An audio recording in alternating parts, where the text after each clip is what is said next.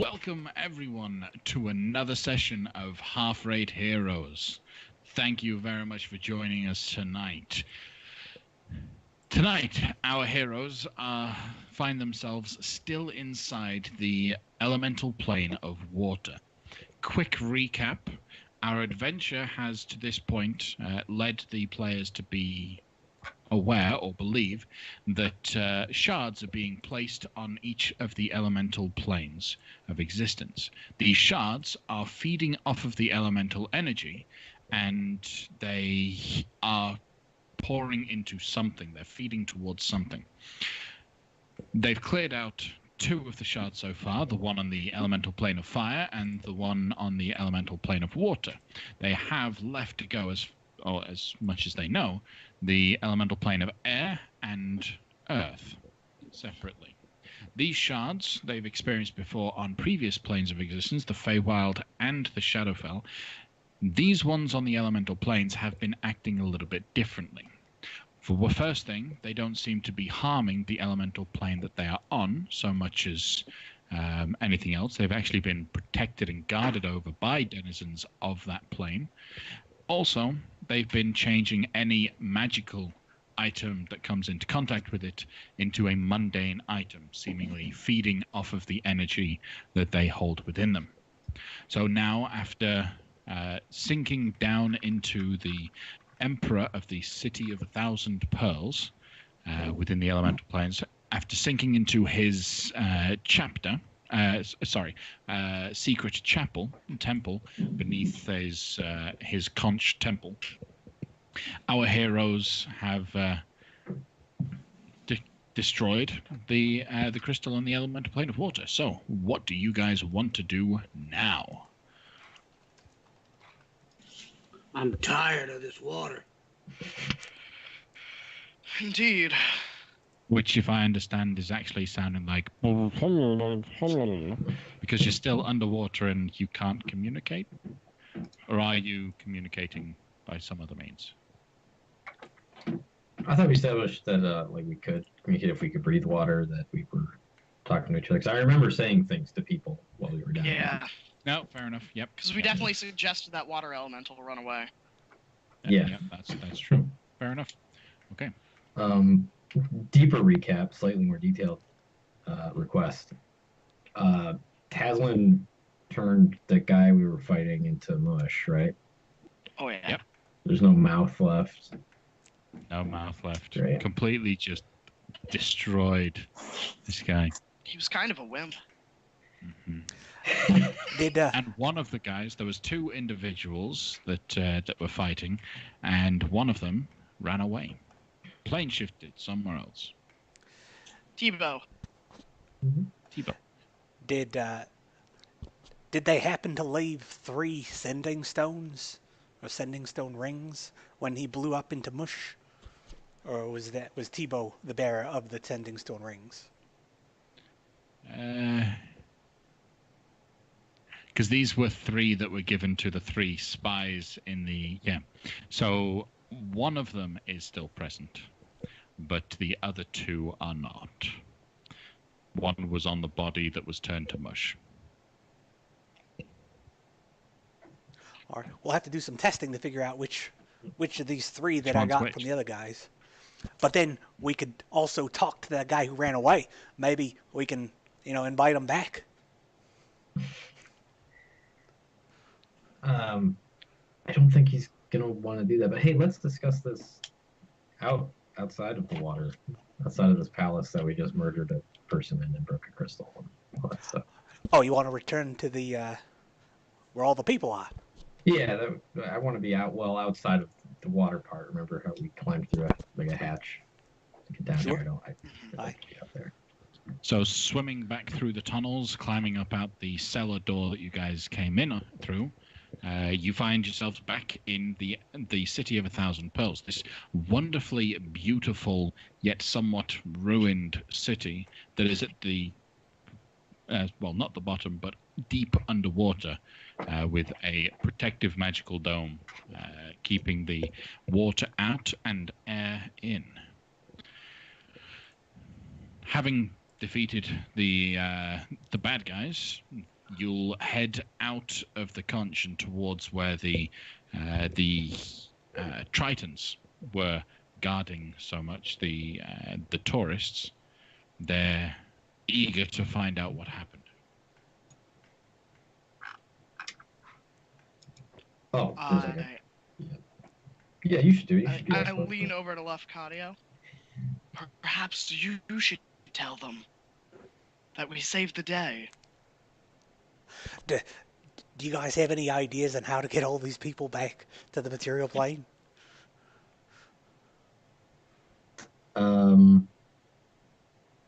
I can ask Belvedere if he knows a way to do it. You said they were from Neverwinter, correct? They were from Neverwinter. Yep, they were all collected from the city of Neverwinter. You could also ask Myrnos or Zumat about it. They're at hand. Mm-hmm. Wasn't one of them like in league with some Fae? So Zunat is a newly discovered warlock with the Archfey patron. They're just trying to understand the Feywild a little bit better. They know that there is, and Kale knows that there is a access point to the Feywild beneath the city. So that's also a way out, but that is obviously underwater. Don't know how helpful sending them to the Feywild would be, as opposed to the back to the normal plane. But at least there is more commonly portals back to the material plane from the Feywild. That's what Zunat suggests potentially. She doesn't quite have the power. I can fill them all in on what happened, but if we have a plan, it might make things a little easier. You know, one combo as opposed to several. Did you want to check with Belvedere before I talk with them? Or should I just talk to them and see if they have any ideas? And then if they don't, then we talk to Belvedere.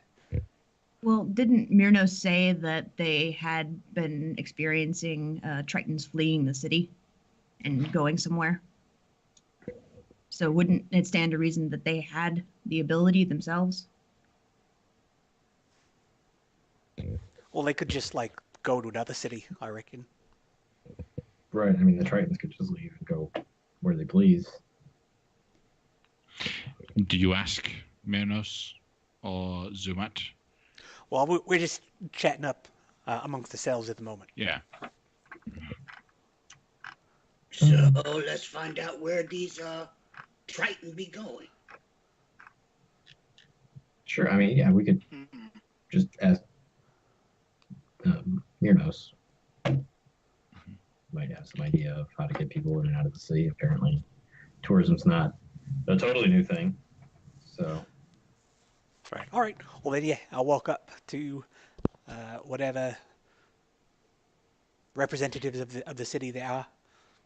So most of the Tritons that are remaining that have been kind of communicating and helping with you, plus a few more, not many, are still there and they are just waiting for your information. Myrnos does step forward and wants... You haven't said anything to them yet, so is eager to say, so how did it go?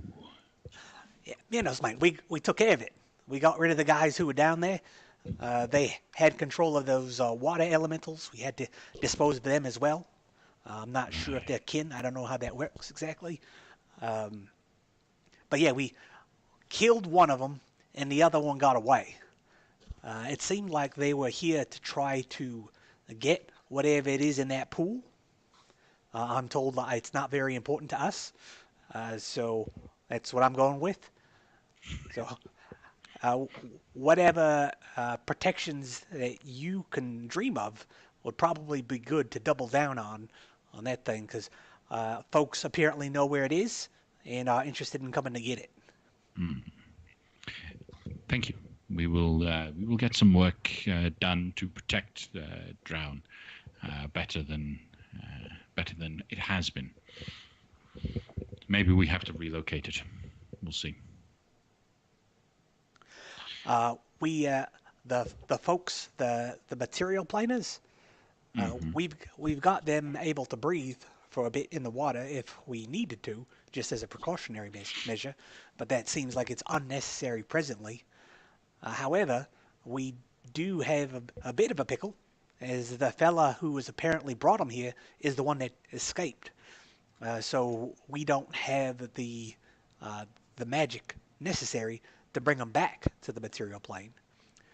Do you have any ideas on how we can get him back? Two ideas myself at the moment. Lay him that on me, come to Minos. mind. Yep. Just double checking.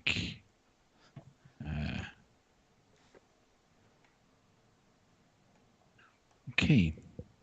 Yes, so the two possibilities that we have, we can control the water to a degree to create an ever-rising bubble that will get them up to the surface. From there, we wait for the next storm, and we try to use that to get back to the material plane.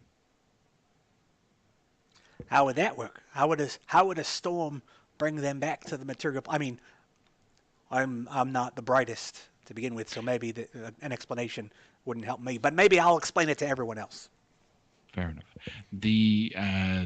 The elemental plane of water is situated just outside the material plane, and the borders between the two become thinnest during extreme storms. It is quite regular to find ships in the midst of a storm on the material plane moving in and out of the plane of water and the material plane on a regular intervals. It is for their hope that when the storm abates or when they get through the storm, they're still on the material plane when it happens. Otherwise, they're lost at sea here in the water plane. And that does happen. Very rarely, there are ships that wander the seas forever. Right. Okay. That's one idea. What else you got? So we look for a storm, we look for a boat that's passing in and out of the material plane, and we jump ship and go. Another possibility, I like this one slightly less. We summon a Marid, and a Marid takes people. A Marid. I think that's what we fought in there was a type of Marid. Mm-hmm. Really? He was a Marid? But I think I heard someone mention it. Looks kind of like a large fish with a whirlpool for a tail. Yeah. Yeah, that's it.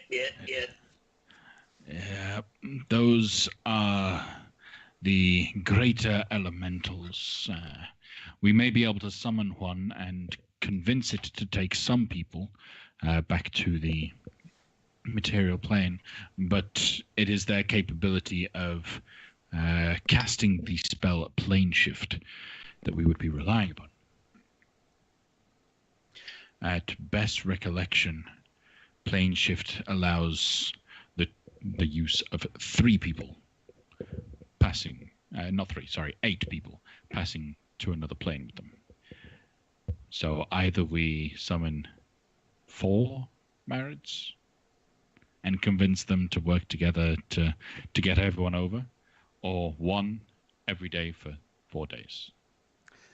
It to me seems like the safer route, given that the material plane folks aren't the best, probably not the best swimmers. Why is it your less favorite of the two? Marids are notoriously chaotic, and oftentimes I would consider someone that is neutral to be worse than someone that is evil. The evil you know, the evil you can predict their actions and perhaps coerce their actions, but a neutral individual acts on a whim, acts as and well they please, and it's hard to convince them to act according to your desires.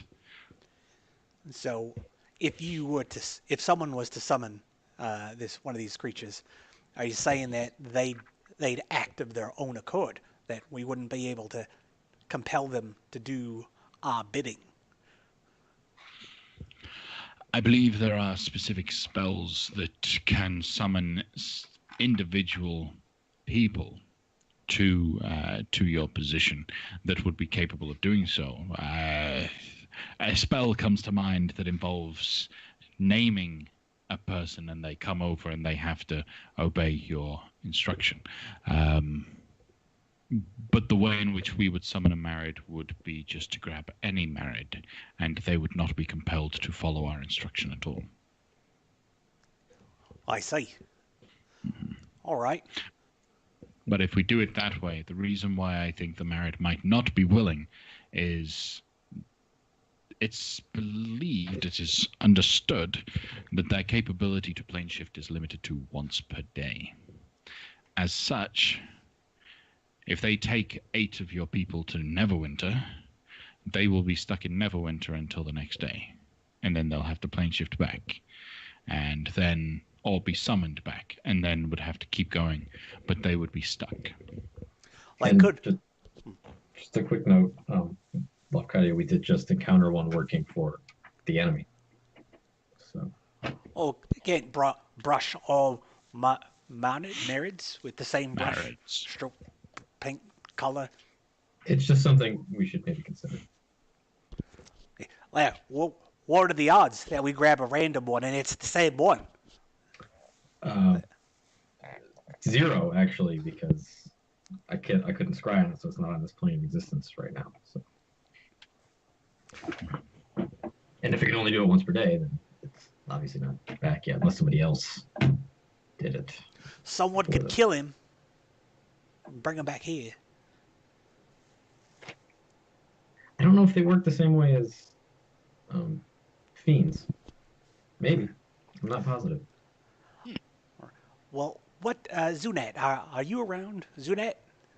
Yes, I'm around. Hello.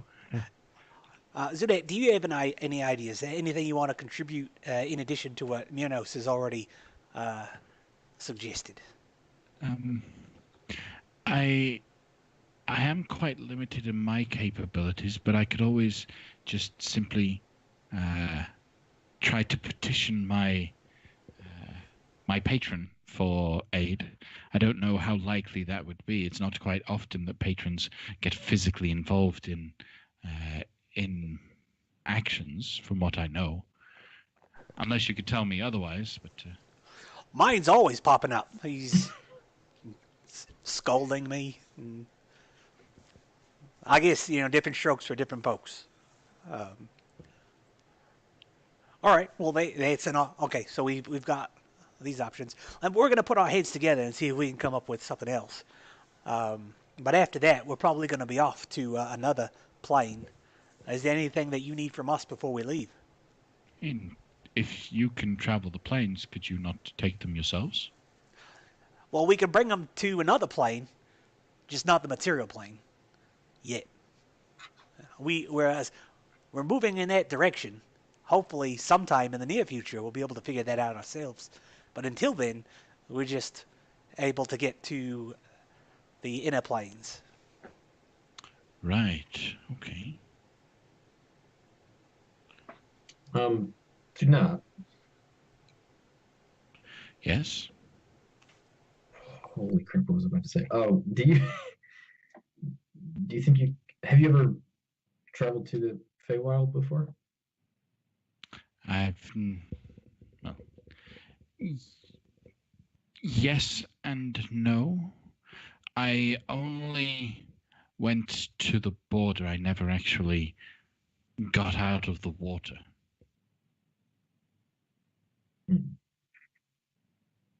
All right. Are you aware that there is an entrance to the Feywild below the city?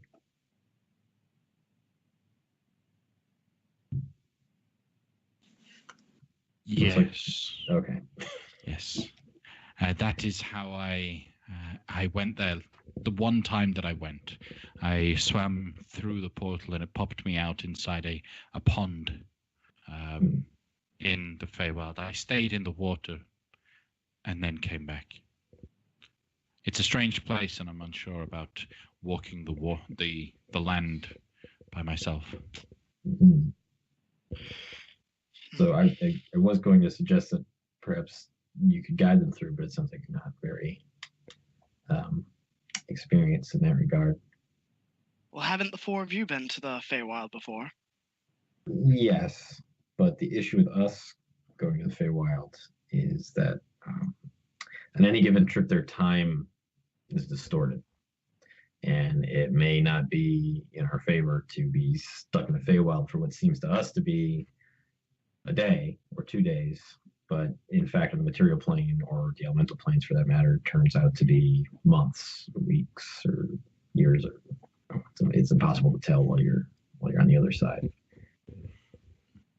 So maybe that idea is kind of out. Question for the DM: do I get the sense that I feel like I can just all I can do is tell where portals are to the Feywild, and that I wouldn't have any special ability to control the flow of time or remember what happened once I leave or anything like that? Well, you have Fey ancestry, so you completely ignore the memory charm ability. Okay. Just by being a Fey, you will always remember what you have. Unfortunately, to be able to control the flow of time, you yourself can't do it, but there are entities on the Feywild that can. Particularly Archfays do have the capability of altering that time distortion.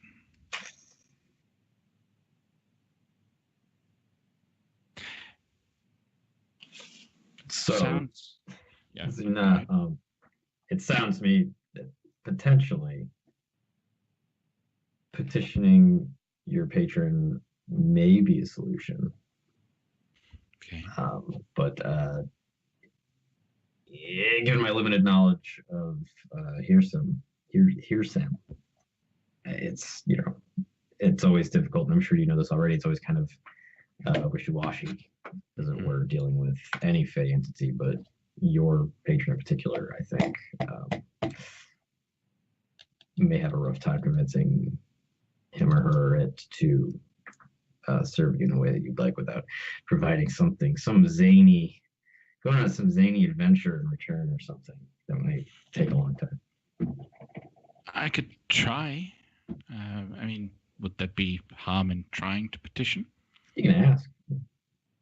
There might be harm in it, but Okay, I don't know if we necessarily want to put these folks in the hands of an unknown Archfey. well, if she knows anything, in some limited capacity at least. Well, let's we have a list of options so far. I'm gonna rank this one about here. Where's the bottom? So you're here. It's about right there. It's But then the top is. there's a question mark up there right now. Okay. Right now. We'll put a pin in it. Yeah, pin it. Okay. So our main problem with going through the Feywild is we can't control the distortion of time, and this may delay our quest. The Marids would take about 8 days if we were summoning one per day, and they have to use it once per day, then 1 day to get back to return them all. If we tried to get one Marid to do it by himself, without pulling him back every day ourselves, which it's hard to target one individual and pull him back, it would need him to be able to plane shift back and forth. So it would take 8 days. We could summon 4 different Marids, but then we'd have to convince 4 different Marids to go. We could summon 2 Marids, have one go, come back, and then while that one's coming back, we have another go, and then the next day that one that was already back goes, and then that could work. So 2 Marids, and we could do it in 4 days. Or we And could do the we storm. don't know, and we don't know when the next storm would be. True, but we could always influence storms by. We could. We could cause a storm. At best case scenario, they end up lost at sea in the material plane, which, like, that's why I think that is less than ideal. And in order to cause the storm, we would have to summon a Leviathan. So, not a great idea. Details. All right, we're gonna put our heads together. We're gonna see if we can come up with Alternatively, something. we could bring. Is there a limit, Teo, to how many people we can bring when we use the Rubik's Cube? Yes, there is. Okay. I don't think I ever got a number limit of how many people can come with us. 6. 6. Okay. The party plus one more, should you ever need an ally. All right. Disregard what I was about to say. Right. I think that that lady from the Hoppers from Tribor said she was going to be in Neverwinter 5 days from the last time we talked with her. I don't know if she's still there, but the Hoppers are potentially a resource on the material plane, as are Lord Belvedere and whatever he can muster. Are there any other allies we can consider?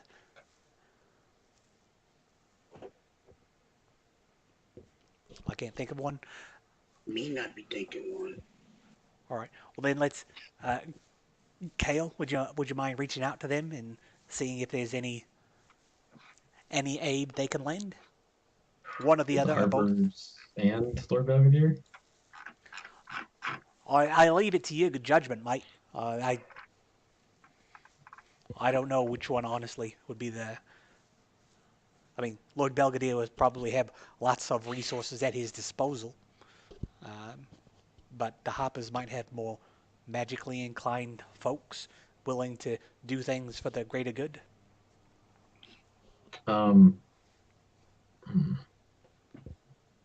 Maybe. I could contact one. Just one or the other. I'm more inclined to go with the Harpers. I'm beginning to have reservations about Lord Belvedere, but we can discuss that later. So sure, I'll try and contact the Harpers real quick. And he'll just, like, his eyes will just, like, kind of gloss over it, just stand there like a weirdo for a second. And contact, what's her face? Durathra Shendrel. Using what spell? Sending. Which has a chance of failing over the planes. So, what is the message you send? And then, do you know if it fails before you send the message? I think you send the message and then you learn that it fails. Okay. Yeah. So, what is the message? The message is they automatically know it's me, right? Automatically. If they Yeah. recognize you, if they know you, they would recognize you as the Right. sender. I mean, she knows of me, and we've met, but I would say she really knows me. She doesn't really get me. So, message. Hope all is well. On plane of water, need to transport bystanders back to material plane. How many was it? 25. You get 36. 25, and you're currently at 16. How many people was it? 36. There are 36 people. And we're in the city of 1,000 pearls. 36 from. Is 36 one or two words? It's Hyphenated. There's a hyphen. There's a hyphen. One word. Okay. City of 1,000 pearls. Can you help, please?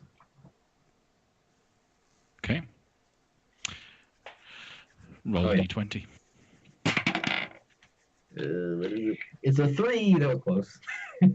3. So that is not the 5% chance that it fails.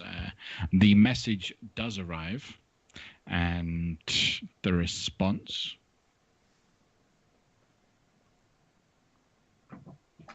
The response that she would give. Everything is on fire. No. He's dead. Can't believe you got there already. We can muster up some strength to collect these people, but I need time.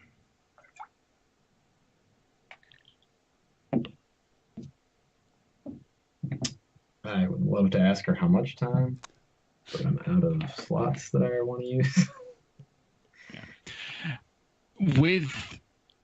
With intelligence, you would understand that making a request like that would require to then go through a chain of people. So asking how much time right now would probably be useless, because she would say, well, I don't know just yet. So you can assume that in a bit of time, she will be able to know what's required to get everyone over and back, because she's got to get someone that can cast plane shift, multiple of them, up to the plane and then back. Specifically 4.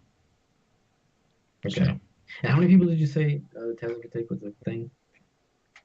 6. 6. And you can only do it once every, like... Once per day. Oh, once every Once day. per day. Once per day you can use it.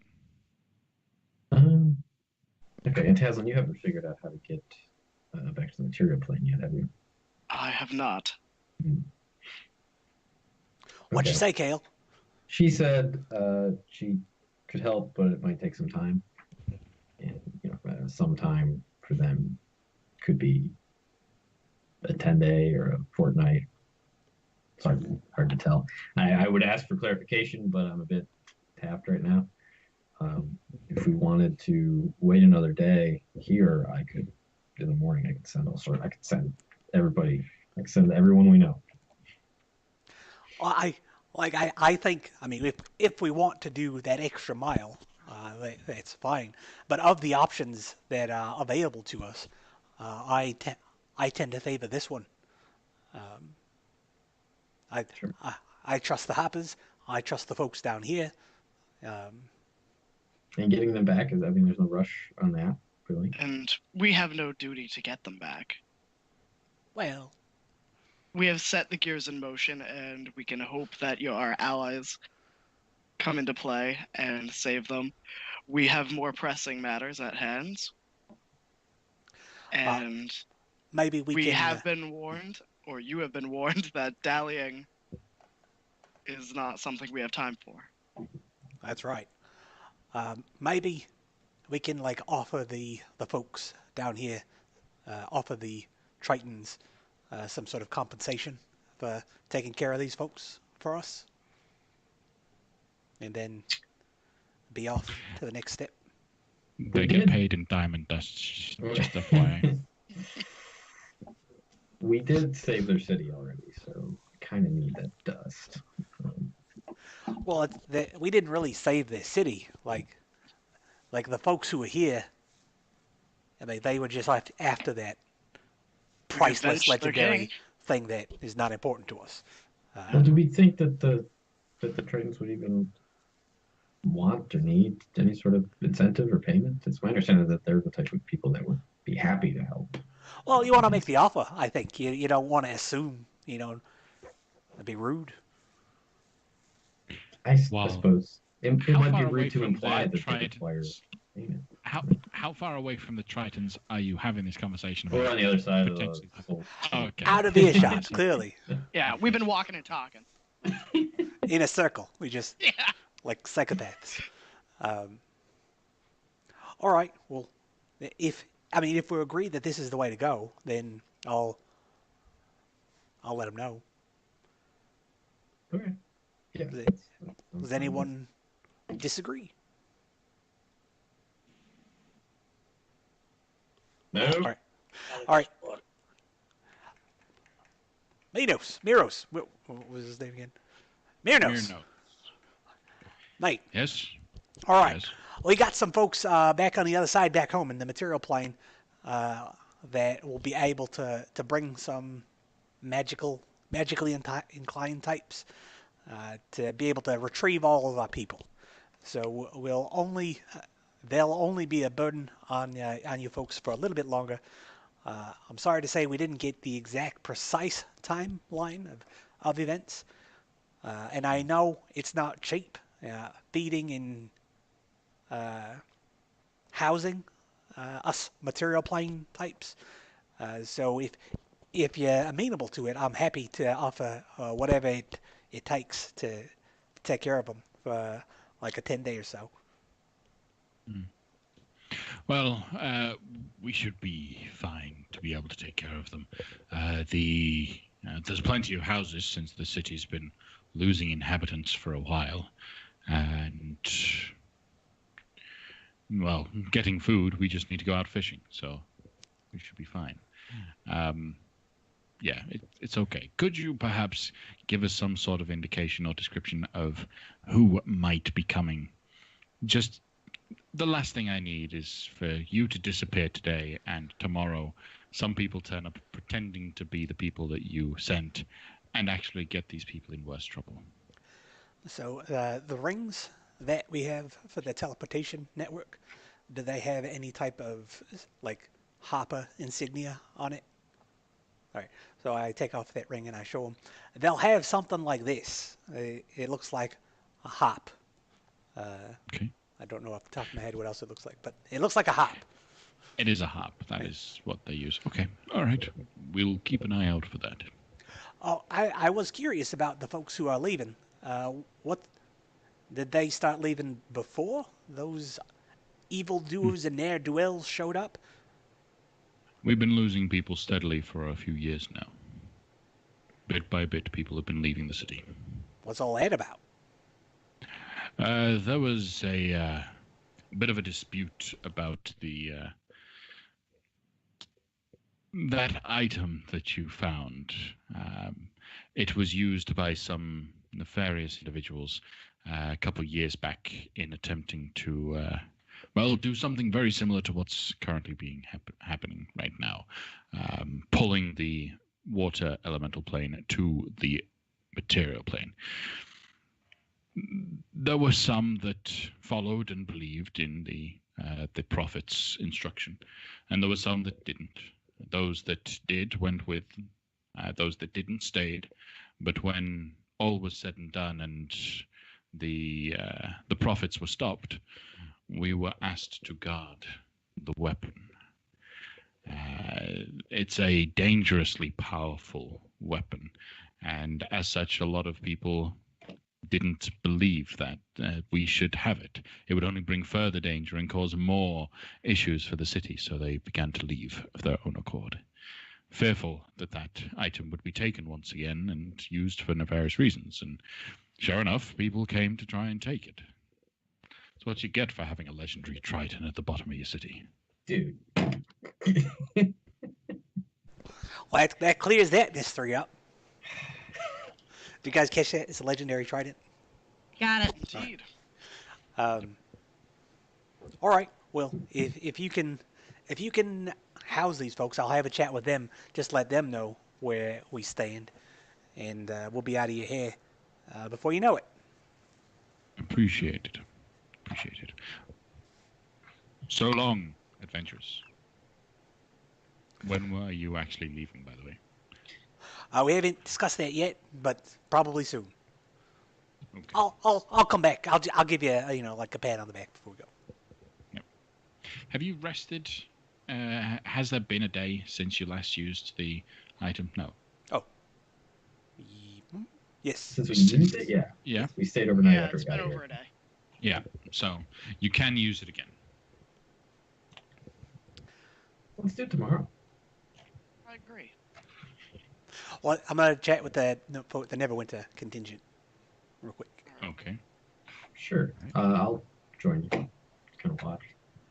So the 36 individuals from Neverwinter are sat all in the room in their little hovels, their little cubbies within the old market square. What do you want to talk to them about? Mates! Wait. You're fine, you're safe, you're protected. There's no reason to fear anymore. The folks who brought you down here have been defeated. So they're not going to crash the city down upon our heads, and you won't be drowned to death. This is good news. Roll the persuasion check. Persuasion. 18. Okay. People start muttering a little bit. A few whoops in a chair here and there, you know. We've had a chat with the folks back on the material plane via magical means, and we've invited them to come down here and retrieve everyone to bring them back up to Neverwinter. Now, as you might imagine, such a request is going to take some doing, so it's going to take a few days for them to be able to manage all that. But just never fear. You guys will be back home in no time. More murmuring. Roll another persuasion check. Could you start a riot? 26. Apparently not. So they all just they accept it. Okay, just a few more days, but at least things are better now than they were. Maybe we can enjoy the vacation on the elemental plane of water. They apparently have this neat thing where they can shoot bubbles up to the surface, and you can ride bubbles. So that's something to check out, maybe. All right, well, we're gonna say goodbye. So we'll see you back in Neverwinter when we're done doing all of our good deeds. And I look forward to seeing you all again. Goodbye. Bye. So while all that was going on, I would like to just like scanning the crowd and seeing if there's anybody that just stands out. Anybody that's acting like weird or different from everybody else, you know? Insight check. You got it. It's Tell you, you're going to 25. damage those dice at some point. They're going to hit something they shouldn't. These are the cheap ones. 25. Other than the 3 spies that were paid to also take to spy on these individuals, there isn't really anyone that stands out as different, as weird, or as any sort of issue. Okay, good. All good to go. All right. So where to next, guys? Where do you think you should? I mean, we could totally wait another day, but where do you want to go? I would like a day to refresh my spells and prepare accordingly to where we're going next. Yes, I mean, we could take time to discuss exactly what we're going to do when we get to whatever plane we're going to next, so we don't wind up in the same situation. Yes, I'd prefer not to be freezing at the bottom of the ocean again. Mm-hmm. Well, yeah. Me too. So yeah, we could pull up in Duna's place, or those of us who need to do so can do that. While the rest of you can take in the sights. I suppose there's a lot to see and do here, I imagine. Not. I have this magical pitchfork here. Yeah, you do. What you gonna do with that? I don't like it. You want it? No. I don't want it either. Just leave it here. Okay. Wampum just dropped. There's a little tear that appears at the corner of Myrnos's eye. As he's not there, but he can sense a trident has been disregarded. Mates, I like Nos. I thought it was curious that you didn't grab one of those weapons before, but now both you and Wampum, what I don't understand. What is it about this trident that is so distasteful? It's not Like- just I don't be fighting with farm materials. That's apparently his reason. Mine is just that even though something has a keen edge to it that's magically imbued, I'm still better with a glaive or a pike than anything. It's got three main things about it that other weapons just can't compare to. It's got that reach, and typically when someone is carrying something in one hand, shields kind of even the playing field a little bit. But even so, when people are blocking, they're spending a whole lot more energy to focus than you are attempting to make that hit. So you are very more likely to land a blow before they even get up to you in order to use their weapons. There's the fact that it's a what? Then why not just keep it and sell it to perhaps replace the glaive or the hammer that were rendered mundane? Okay, we could sell it. We'll pick it up. And then the other two things are that it's a heavy weapon, but its weight is distributed primarily on one side. So when you're holding it in the middle, it's got extra momentum behind the movements that you make, therefore doing more damage than you yourself could regularly do. And the third thing is that you notice how I'm doing this a lot. Well, there's a circular motion. There's a flow to fighting with a polearm, in which it's natural for you to spin the weapon in order to get back and reset before an attack. And it's possible, if you're good with a polearm, that you could use that other end to strike another blow before they can even react to it.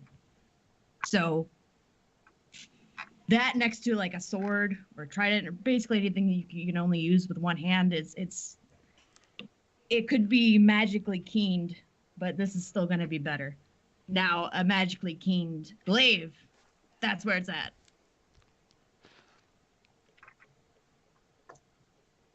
Also, this one is kind of sentimental. Why is that? Well, you want to hear about it now, I guess? We've got all day. Okay, well, when I got to the Sword Coast, I arrived in Baldur's Gate. I went there from Westgate, basically mostly from riverboats and stuff.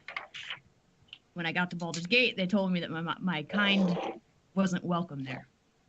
So I just kind of did a coin toss, north or south. I started heading north. And then I got ambushed and robbed. All of my things taken from me, including my weapon.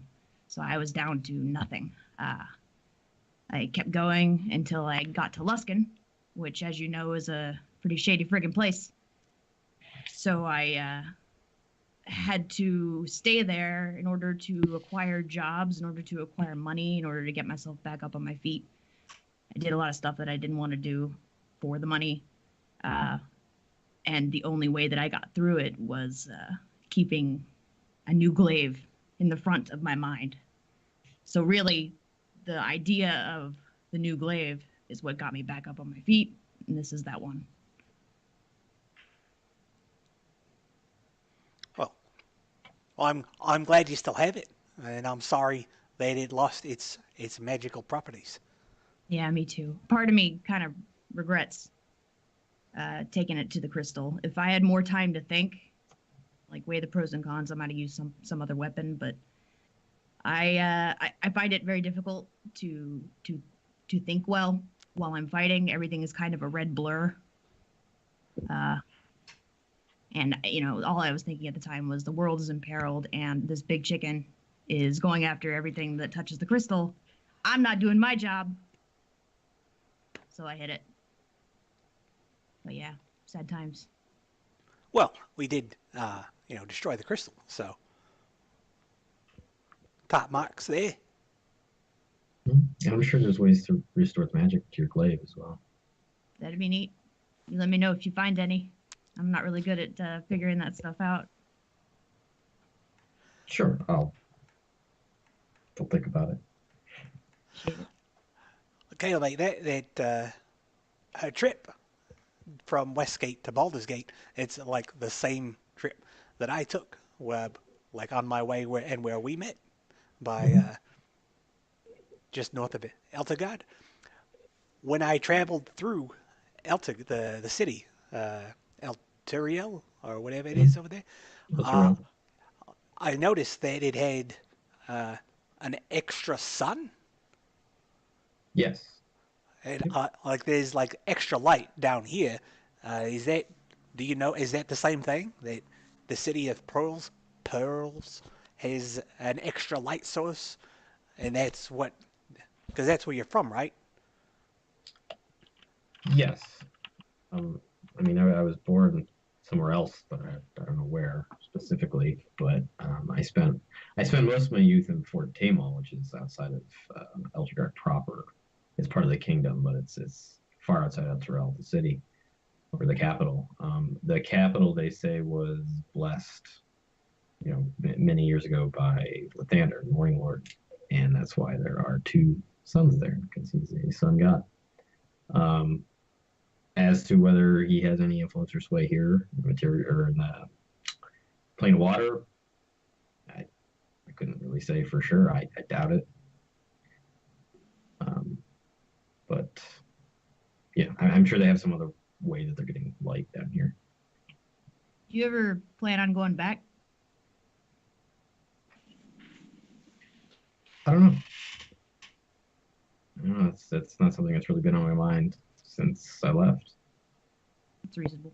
There's just so much going on that it's difficult to say anything or look past the future of us, saving the world, which is something that sounds like a patently ridiculous idea, still, even though we've been doing it for so long now.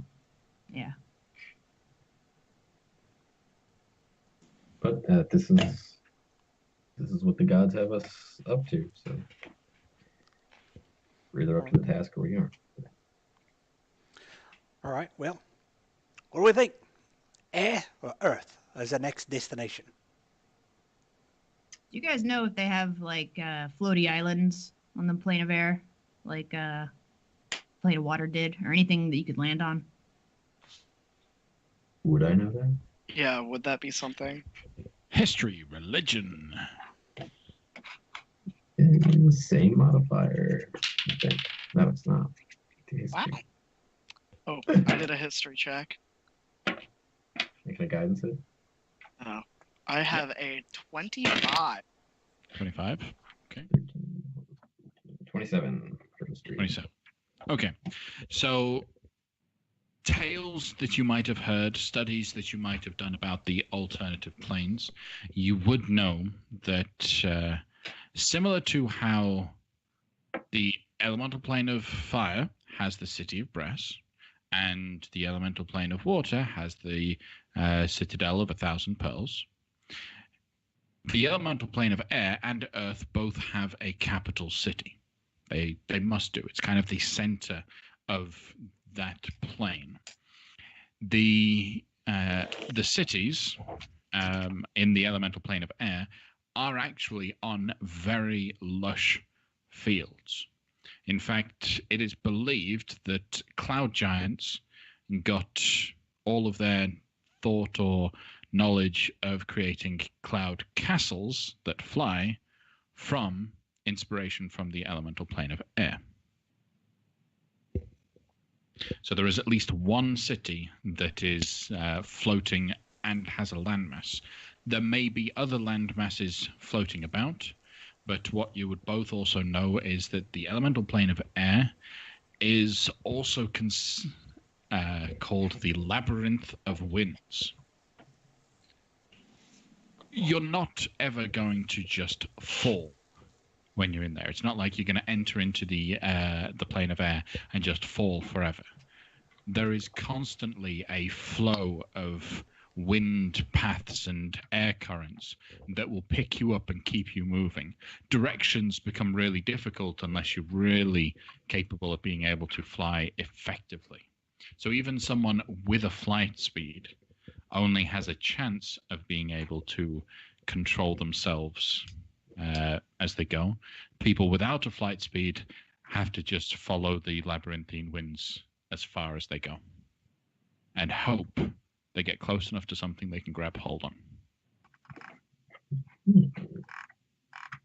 And tied in with that history check, what would I know about the Ginny? Bless you. The genie, as in the elemental plane of air's version of the Marids from the plane. Yeah.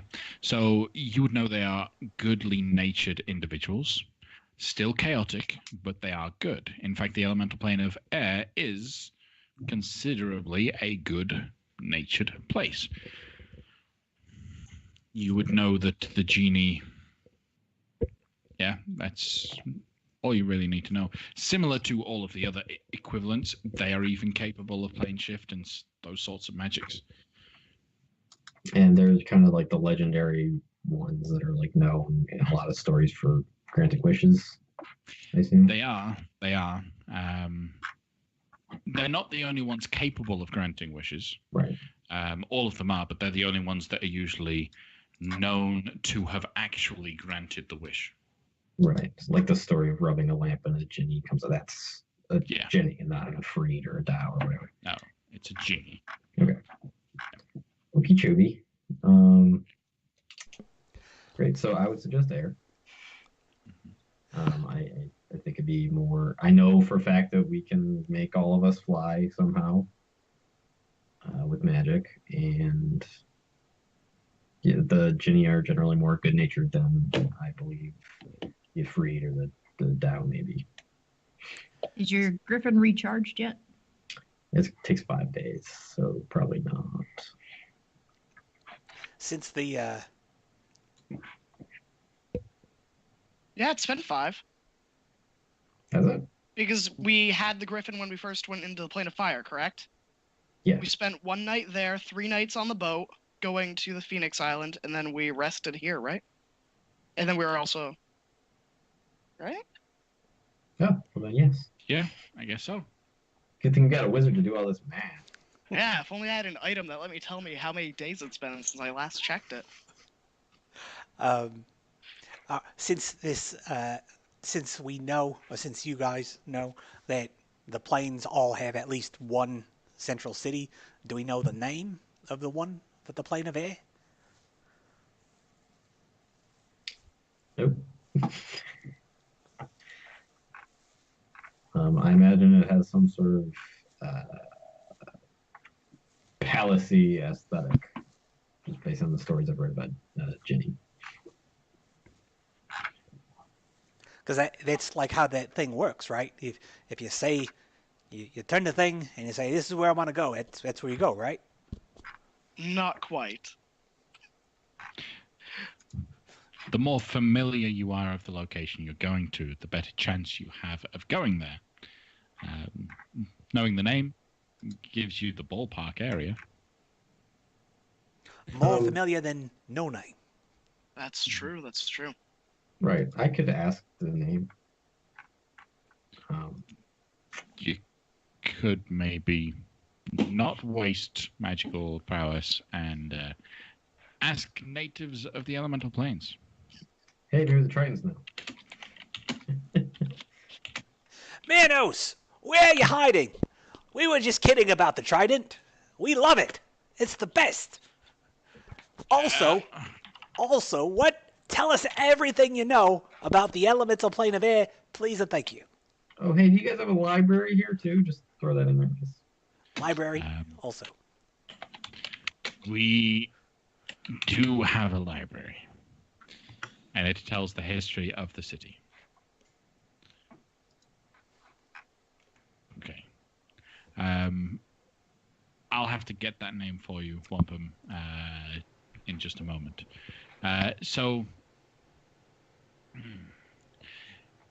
What I can tell you about the elemental plane of air.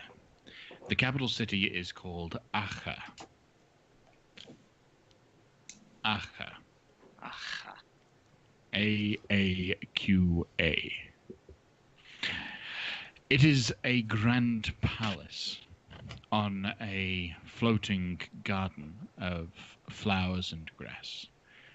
It is lorded over by the Wind Dukes of Akkar, 5 benevolent genies. These individuals control and govern all activity upon the elemental plane of air. Their servants, the Aarakocra, do help them from time to time and do all of their menial tasks. Any sort of physical labor that's needed outside the city is performed by the skilled artisans of flight. Navigating the labyrinthine winds, whilst not having been born there, is difficult. The Aarakocra are capable of doing so, and the Wind Dukes are capable of providing the power to control the labyrinthine winds. But you have to convince them, because that's a big, big power. The winds not only keep everyone within the elemental plane of air, but also keep the city aloft. Giving the power to control the winds could potentially accidentally cause the destruction of the palace. So, not a good idea. Sure. Yeah. That's what I know. The plane of air isn't like an open space. It's filled with clouds and things. It's not like you can see everywhere. It'll be difficult. Okay. Any questions in particular? What about just navigating the labyrinth specifically without controlling it yourself? If you can't fly, you have no chance of navigating the winds. They will carry you forever until you die. If you can fly, but have not been trained, you should be capable of adjusting your careful adjustments of your flight pattern whenever you reach junctions and following those paths as they will. But you need to know where all of these wind tunnels are. That is the hardest part. You don't see the currents. If you're a native to the plane, you would be able to understand and know where the currents are going to go and how to navigate them. Do any natives of the plane of air come here ever? Or do we have any way to communicate with them from here? Not often. From time to time they might, if there's a reason. I don't know of a way to contact them myself. The Emperor used to communicate with the genie, the Wind Dukes, but that was about it. Did he communicate with them himself, or did he perhaps have an item in his palace somewhere locked up that we could use? I don't know. Well, let's kick the door down and raid the place, man. Let's get. I think that's not wise. No, of course not. That would be very out of character for me to do such a thing. All right. Now, tell me everything you know about the plane of Earth, since we're on the topic anyway, sort of. The Please. capital city of the plane of Earth is called the City of Jewels. Okay. It is a mining settlement stretching out for miles and miles. Outside the city are tunnels of varying degrees of mining efforts. Diamonds and gems and precious items grow within the elemental plane of Earth, but it is a crime punishable by death to mine any crystals without permission from one of the Tao. What if he just finds them just laying around? Claiming any items, any crystals or gems or precious items at all that are within the plane of Earth are considered the property of the Tao of the City of Jewels. To take any is considered to be a crime. You must be sponsored by a Tao to be able to lawfully remove such items. And They'd have everyone, to- everyone they'd heard that, right? They'd have to catch you first, though, right? Oh, yes, they would. Specifically, Nos and Wampum. You heard that, right? Yes, Dad. Huh? Don't steal anything from the Tao. Don't take. If we go to the plane of Earth, don't just pick shit up off the ground. Don't rip anything out of walls. I don't play with shit. What if we can safely get away with it, though? Situation. We'll talk about it at the time, but just as Or a don't general talk about rule, it at all. Just do it. as a general rule, just don't we don't want to draw the ire of, wish granting lords of all Earth. I feel like it would be bad. The city is primarily, it uses its jewels to fuel a lively slave trade with the material plane. They're slave traders. Screw them. Let's take their shit. Come on. What is all this about playing with shit? Not literal. The Dao do often hold regular tournaments and competitions within their fighting pits, where they pit slaves against elemental forces Hey. for coin and for betting. People don't tend to survive those, but there are oftentimes slave traders from the material plane there to do business. Okie dokie. And you said it's just a general. What sort of government is it? Is it 5 air or Earth dukes, or is it just like one Grand Dao? There is no organized government within the City of Jewels right now. The Dao are the ruling parties, and a Dao can get away with anything. If there is a dispute between 2 Dao, they usually fight it out in the pits, or rather have someone fight it out for them in the pits. I've heard of worse systems of government. Okay. The Dao are also generally evil, so you can expect them to do evil things. Of course. Are there any that you happen to know by name? Any famous ones or anything like that? Perhaps any to stay away from.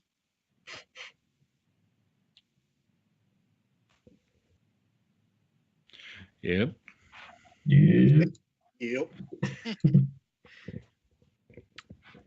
There are 5 Dao that I've had to deal with in the past that I wouldn't want to deal with ever again.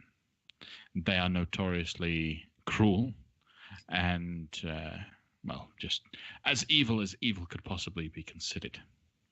Their neutrality towards anything means they often perform evil at a whim and at a moment's notice. Their names are Anam, Ra, Dahwa, Nergak, and Ishtuaru.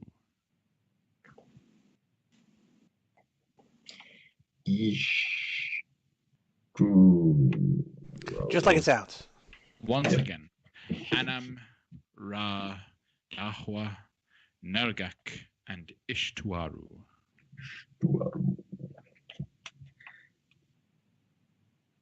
All right. Well, you have been great for notes. You've been a wealth of information. You have helped the city. I only wished we could have had you earlier when we had the first problem with the with the elemental things. Might have made things a lot easier for us now. Of course. When will a new emperor be chosen? I don't think there ever will be. Why not? Who's going to organize the city and stuff like that? There's so few of us left. We might organize something. We might I don't know if there are some that think an emperor isn't necessary. There are some that think it is. There's so few of us that what would the emperor be ruling over? Just a group of people, just a small bunch. That's not so much an emperor. That's a team captain. Are there any requirements for, do you have to be a Triton to, put your hat in the ring? Just out of idle curiosity. Why? Are you interested in becoming the emperor of the Citadel of Thousand I mean, it Pearls? was just like we're on the topic of conversation. It just seemed like something, a reasonable question. The only requirement is to have proven that you have the benefit of the plane of water in your forefront of mind. It would be amazing if the cat became It would. a plane of water emperor. Oh, thanks for the information, Mike. No problem. Will that There's a just- fish down here if you wanted it. Will you be capable of defending should your enemies return a second time? If Again. there are so few of you left. Not sure if there is anything worth defending anymore. I mean, we'll move Drown. We'll find a new place for it. But the city is barren. It's empty. It's ruins, more or less.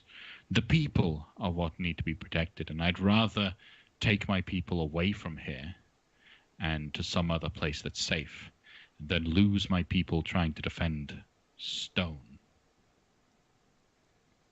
Maybe you put like a regular trident in that well that says this is Drown, and then you take Drown and you bury it somewhere that no one else knows where it is.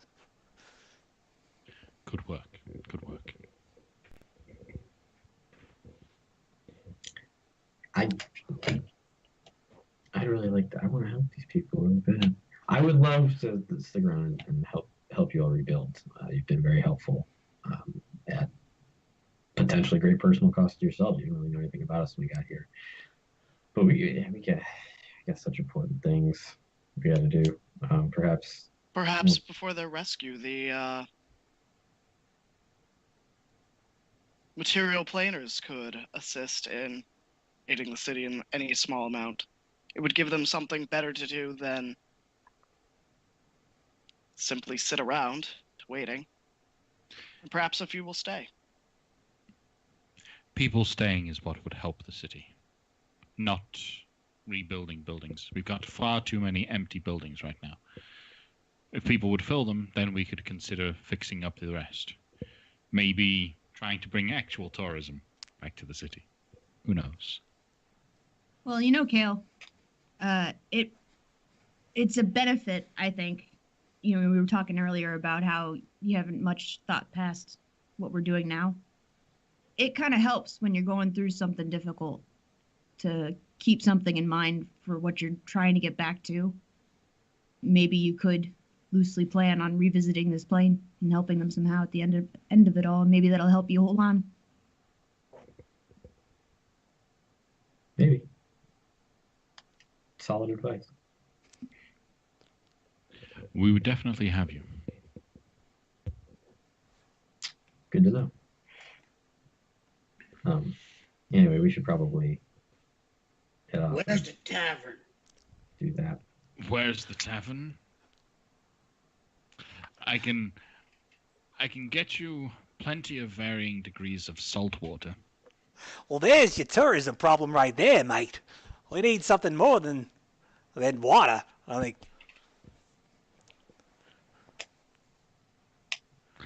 Well, it's kind of what we have. To an abundance. Can you like ferment seaweed? Would that do anything? I don't know. I have no idea if you can make... someone tweet us at Crituitous RP with ideas on how the Citadel of 10,000 Pearls could make wine out of water. Tavern. These people got no booze. Get me the hell out of here. Not out of water, out of things that can be found within the sea, rather. We need another day, Wumple. We're gonna rest up before we jaunt out. I'm going through withdrawal. I need me alcohol. Oh, you know what? Nos gifted me this bottle of rum. I want to say, yeah, I have a bottle of rum, mate. Nos, And you I mind if we will- share that? Not at all. I was I'm gonna gonna say I still press- got more on me too. Always come prepared. I'll press the digitation to make it ice cold. Here, a cold one. I can stay now. Good teamwork. Crisis averted. You just problem solve all the time. All the time. That problem was all you needed to level up. There we go. One more time. No. Ah, Zunat, is it alright if we crash with you again? One more night? Yes. Feel free. You can rest at mine. great. So Do that. you can sleep during the. You will have some downtime in the day before you can even gain the benefits of a long rest.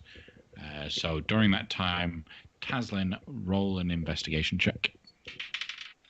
All right. That would be 12 plus 9, so 21. Okay. What locations do you already have the combination to? Fire. I have the plane in between fire and earth, water, and air. Okay. Then you also get Earth. Woo! Can I maybe help or look at it too? Maybe get a different thing. Roll an investigation check if you'd like to use up this evening's downtime doing so. Oh no, I don't want to do that. I want to go to the library. Okay. Well, Kale, how's your I will do Gnomish? that Gnomish coming along? Pretty good. I learned I think everything that I can from the book, but I need to actually speak with somebody who knows the language to really get the appropriate practice in. Can you say where's the bathroom? Can I hear some of that in Gnomish? Yep. Look, Doc, all poo. That's Orcish. Sounded pretty orcish.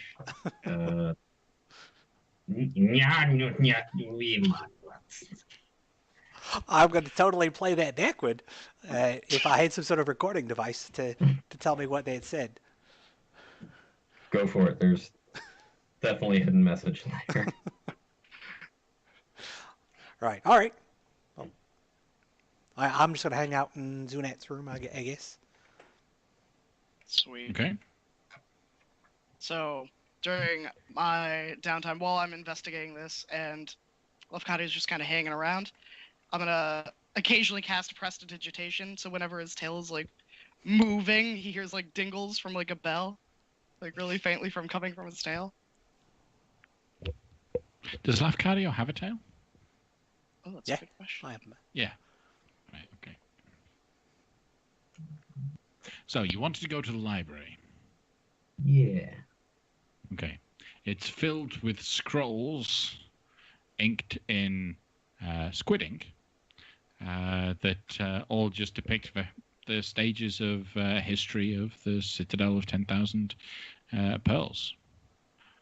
I could regale you with all of those things, but maybe another time, maybe outside of the session. Kale would love it, but I'm good. But what was I gonna say? What's the checkout policy on stuff here? Can I borrow things? Depends on what you want to borrow and why. I just like collecting knowledge. Is something, I don't know, maybe some like scroll of like prominent historical things that have happened, something that they have like multiple copies of. That just like talks about like a pamphlet for tourists or something, basically. But for the plane of water, I mean, God, how many people can see that, right? They will have the document, which is the Citadel, a tale of 10,000 pearls, which is the short story history of the city, of the Citadel. You can take a copy of that. Sweet. How much would you say that's worth? Just in case. Well, it depends on the person you're reading it to. Like, to me, I consider it to be priceless. If But I were to use it as a someone material is... component, maybe. Oh. If I were to use it as an offering for my god, because I serve a god of knowledge. Oh, okay. I mean, the paper itself is probably worth a couple silver, but the knowledge imparted on this? How do you put a price on knowledge? Right? I don't know, but the gods do somehow. Accessibility? Let's pull a ballpark number out. Carl just sent me a link Seaweed gin. to how to make seaweed gin. We've solved the crisis. 10, I would find it's worth 20 gold pieces. Probably, roughly. Sweet. Okay, just good to know, just in case. I don't plan on utilizing it for anything that would make it go poof, but it could happen. So, Okay. thank you very much. All right. And Also, yeah. do they have any books on what's a language I don't know? Celestial for some reason. Roll a persuasion check. Boy. That's not terrible. 20. They have a book on Celestial, but it's a Celestial to Abyssal dictionary. Son of a. Can I borrow it anyway? Yes, you can have the Celestial to Abyssal dictionary. All right. You'll need to find someone who can speak Abyssal to translate it for you so that you can understand the... Oh, I know. Oh, wait. Yeah, you do. Shit. It's okay, you can send her. Just send her messages. Be like, explain this. Yeah, that's what I'm going to do. I'm going to waste spell slots on Allie. Cool. I'll take it. How much would you say that's worth, maybe? 50 gold. 50. Okay. Cool. I'm done with the library adventures. Okay. Yes, Nos. I spent a good gob of money on the winged flippers lately, and that's really hanging out in the back of my brain. I wanted to see during this downtime if Myrnos or Zunat had any manual labor jobs for me to do to earn a little bit of money. They don't have great taverns here. It doesn't seem like they'd be big on gambling. If they are, if I find something, then great. But if not, then I'm gonna look for odd jobs. Would you be willing to escort Zunat on a short expedition? Sure. Or two. Okay. Yeah. Okay. It'll only take the evening. You will be back, guaranteed, because the story needs you to be back. But she's Plot armor, yeah. Yeah. But she's got some little errands she'd like to make this evening, little trips further beneath the city, and your flippers would help you out considerably. All right. Okay. She What do we doesn't have? have gold that she can give you, but she does offer you a nice string of pearls. That'll do. Okay. All right. So the trip that she has is to simply go not through the portal that is open to the plane, but actually to try and harvest some of the coral that grows naturally within the elemental plane of water that is closest to the Feywild. She believes that the presence of the portal to the Feywild has actually altered the coral in some way, made it a little bit wilder. And so she just wants some company to help harvest as much as she can. Okay, but she's going too. She's going too, absolutely. Okay, good. All right. Yeah, it's the two of you. All right. So swimming as you do, the actual act of harvesting coral requires some skill. Now, usually I would just generically say athletics, probably best for just being able to pull up the bits of coral. But if there is another skill that you can think would be more suitable for you to use underwater when collecting these sea plants. I will intimidate the coral. No. Athletics is going to be my best shot, I'm pretty sure. Okay, so roll an athletics check. That's a 22.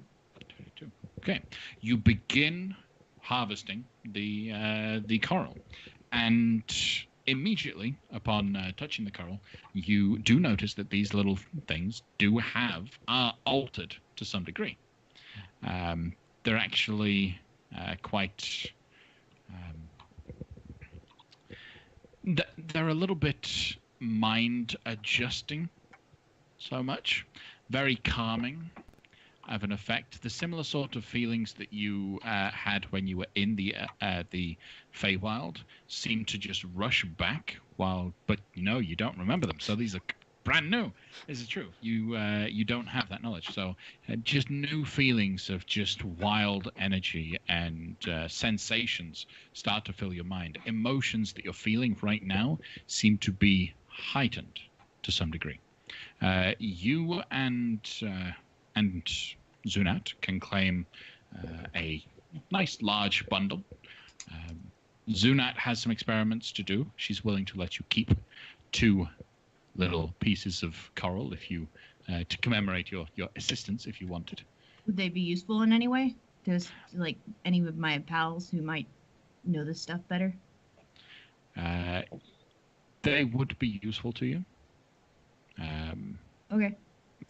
Mechanically speaking, after experimentational playing with these things, you would feel that the surge of Fey energy that bursts emotions, you can use up one of these corals when you rage to double your rage damage for the duration. Whoa. Okay. Whoa. Right. So Okay. it just kind of beefs you up. You've got 2 of these that you can use. Steroid coral. Yeah, steroid coral. All right. But in return, she will give you a small pouch of pearls. You'll need to get them appraised by your resident appraiser. But it's an option. Thank you so much for the opportunity and the memories. Thank you. Right. Tesla. Anything else? I was going to ask. Tesla, when you joined our merry little band, you had mentioned that an event took place that steered you in our direction, and that it had something to do with a city falling on another city or something like that. Yes, a flying castle crashing into a city. I don't know if we mentioned it yet, but you know how we're going around destroying all these crystals? Mm-hmm. Well, when we were in the Shadowfell, we found one of those crystals on a flying structure of some sort. Can't say if it was a castle. I don't know how common that it is in the Shadowfell, but we did find a crystal there, and we did destroy it on that city. Nothing happened to the city while we were on it, but I thought you should know that potentially we crashed that city into your city. I don't think that's the case because it didn't happen while we were there, and if it didn't happen while we were there, how could we be responsible? But I just thought, in the interest of keeping everyone on the same page and above board, I thought I'd mention it to you. I see. Can I do a investigation check on whether... I mean, I'm going to be prompting him for more questions, but to deduct or deduce whether or not it was the same? A city floating is still rare even within the Shadowfell. So you can feel confident it's the same. Okay. The key thing that you need to find out, though, to ascertain blame, is to find out if the city happened to start picking up speed almost immediately after the crystal was destroyed, and therefore go a little wild and out of control. To get that information if it's going to be hidden from him, there is a contested investigation versus deception check. If you'd like to keep that information from him. I don't want to lie to my mate Taslin. Okay. Then if you're willing to give that information while you ask questions and you eventually learn that the city began to pick up speed after the crystal was destroyed, then you could ascertain that the act of destroying the crystal caused the citadel to crash. I will nod my head and not say anything at all.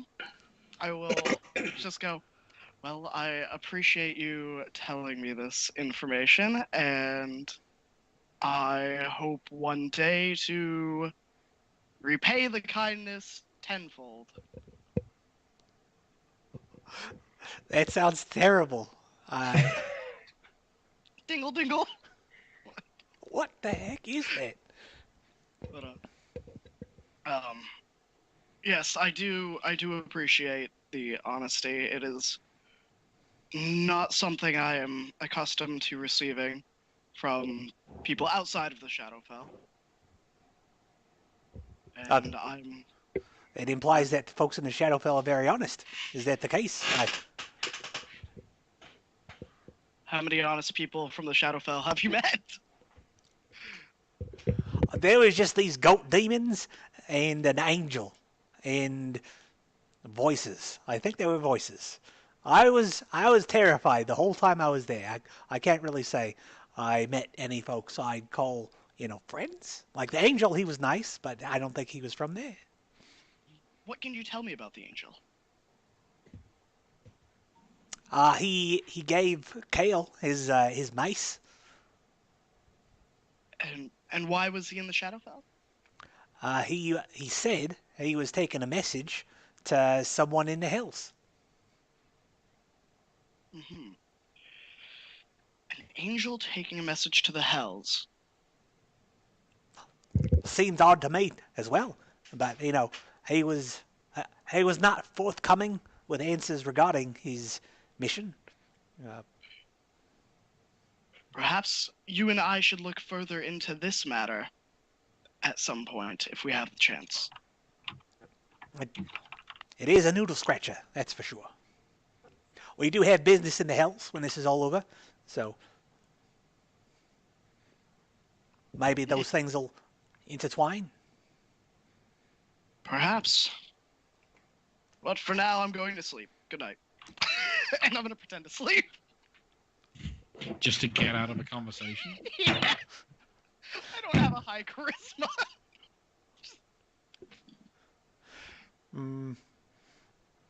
I don't think elves sleep like that, but... You're fairly certain they don't sleep like that. But whatever. I'll lightly play my lute, working on my next song. Okay. Any other downtime stuffs? Nope. Okay, then you will all sleep. You will all rest well and gain the full benefits of a long rest. So hit points at maximum, spell slots all refreshed. Everything the way it should be. Yeah? I remember one thing. Oh, okay. I'd like to cast the what the hell? What is it called? It's a spell. It's Word of Recall. I wanted to cast Word of Recall at somewhere in the city, at what's her face's where we were staying. Zumat's place. Okay. I think I can send our spell card to you. So basically, I'm setting up a point for us to be able to teleport back to at some point in the future if we need to.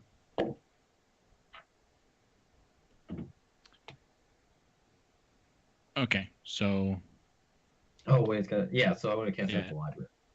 Yeah, okay, you're going to cast that at the library. You and up to 5 willing creatures within 5 feet of you instantly teleport to a previously designated sanctuary. You and any creatures that teleport with you appear in the nearest unoccupied space. If you cast this spell without first preparing a sanctuary, the spell has no effect. You must designate a sanctuary by casting the spell within a location such as a temple dedicated to or strongly linked to your deity. If you attempt to cast the spell in this manner in an area that isn't dedicated to your deity, the spell has no effect. So you're reckoning that a library on the elemental plane of water is enough about history that it could be considered dedicated or strongly linked to your deity? Give it a shot. Okay. Yeah, Neat. we'll say that'll work. Sweet. All right, but that's it. Long rest. Next day. Okay. First thing in the morning. When everyone wakes up, they have temporary hit points equal to 15 because Lafcadio is such a cool guy. Because he's got celestial resilience. Neato. Are we also being aided? Not yet. Maybe later. What's your charisma modifier? 5. And your warlock level? 10. Okay, so you get 15, everyone else gets 10. My mistake, fellas. 10. You get 10. I mean, You're not that cool. he thinks he's cool, but everyone else is not so much concerned that way. I'm on the fence about that guy. But just because that's Right. temporary hit points. Yes. Correct. Okay. Got it. Worth mentioning that the way in which these temporary hit points are gained does not specify an expiration date. Okay? Okay. They are there until they're lost. Got it. And like the way temporary hit points work is like if you get other temporary hit points, it replaces the ones that you have. It doesn't add on. Yes. Yeah. Word. Okay. Great. How are we doing on healing items?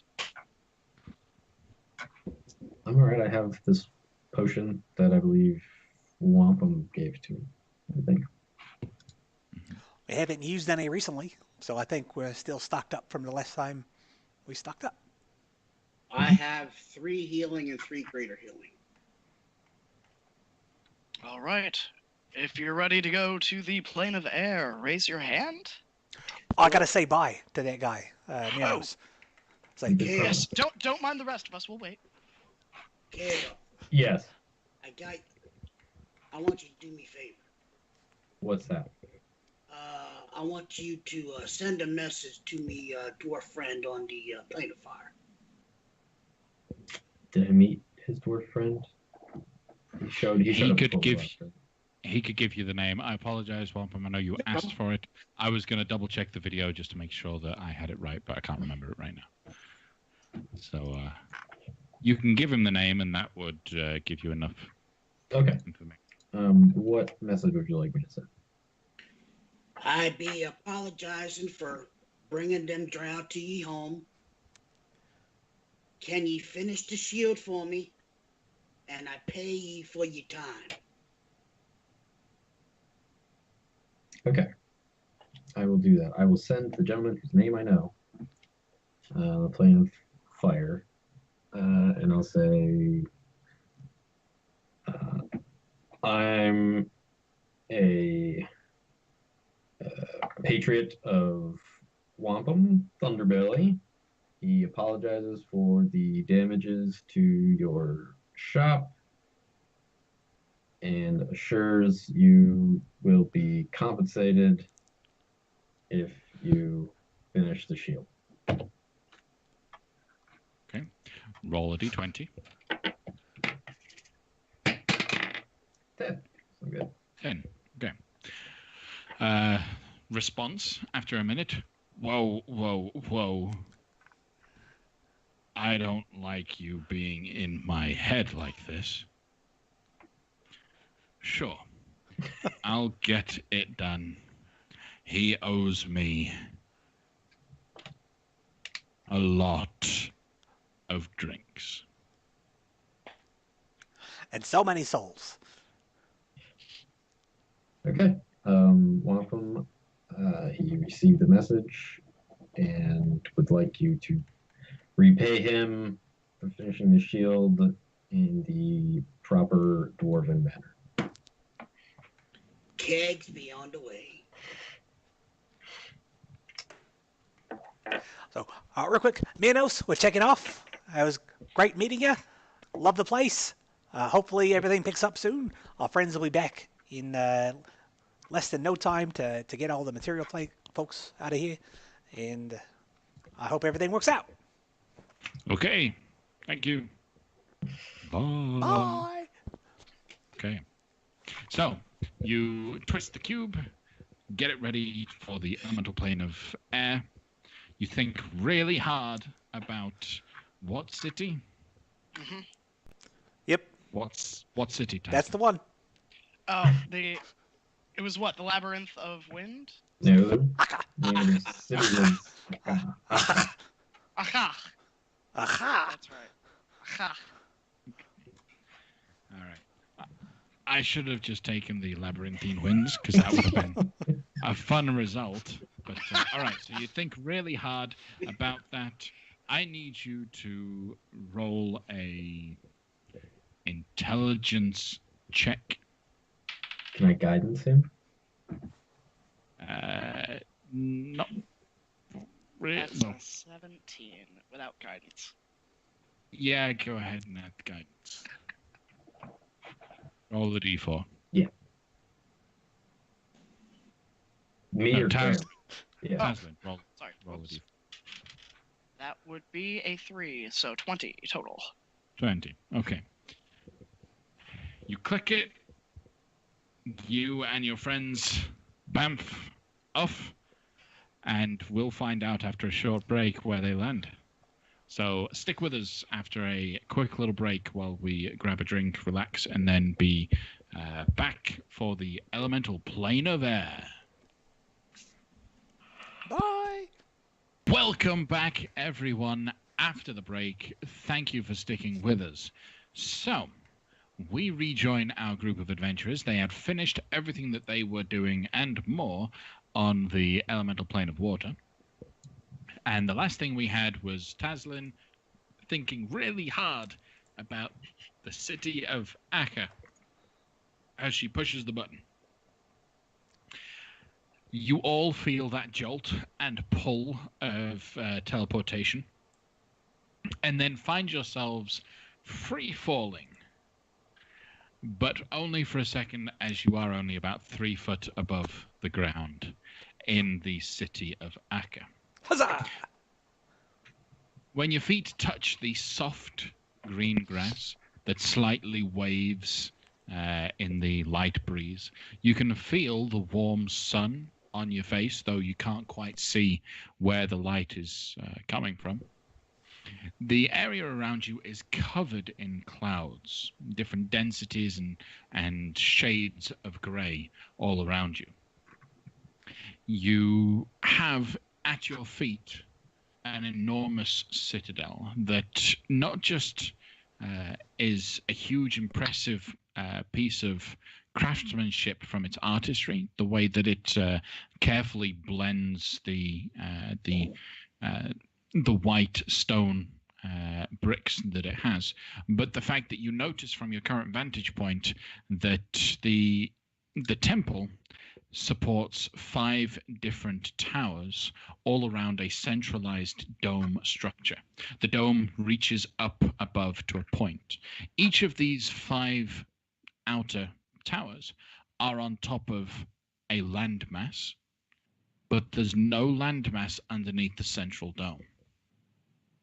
It's 5 individual pieces of earth that float, with the tower connecting all of them, with the entire castle, citadel connecting all of them. You can see silhouettes breezing past you as Aarakocra flying on the winds, just dancing about almost as it looks. Your presence is clearly noticed as one silhouette stops for a moment, and then begins to shift its positioning, almost looking like it is free falling, until last minute turning to fly right towards you. Stopping a moment in front of you is this tall, very, very thin individual, beaked face. He is a avian individual, an Aarakocra, clearly, with pearly white feathers and a bright yellow beak. Visitors to the city of Akka, you're not expected. To what do we owe the pleasure, or somewhat, of your presence? We are a group of travelers that have been hopping across the plains, trying to fix problems. What sort of problems? And do speak a little bit quicker. Well, there's a pardon me, let me get prepared. Okay, so there's civil organizations. They're going around. We don't know exactly what their motivation are for doing this, but they're going around all the different planes, all the elemental planes. They went to the Shadowfell and the Feywild. We solved those problems already. They're going to all these different places and laying down these crystals, and they're taking the power from those planes and putting them in the material plane. To what ends, we don't know yet, but we're going around and destroying all the crystals before they can meet their nefarious ends. Yep. Perfect. Very well done. Very well done. I like this one. Can all of you do that? No. Oh, well, I don't like you. Okay, so you seem to believe that there is a similarly dangerous crystal here. What gives you that impression? I don't see a crystal. Is there perhaps a new shaft of light somewhere that you haven't seen before recently? Unfortunately, it's white as far as the eye can see. Just different shades of gray. Nobody's reported anything weird going on or anything like that? I mean, define weird. Something out of the ordinary. And I'll say the Auran word for weird. Okay. You are out of the ordinary. Besides us. Before us. Well, I personally don't know, but the Wind Dukes might. Mightn't you be willing for an audience with the good lords?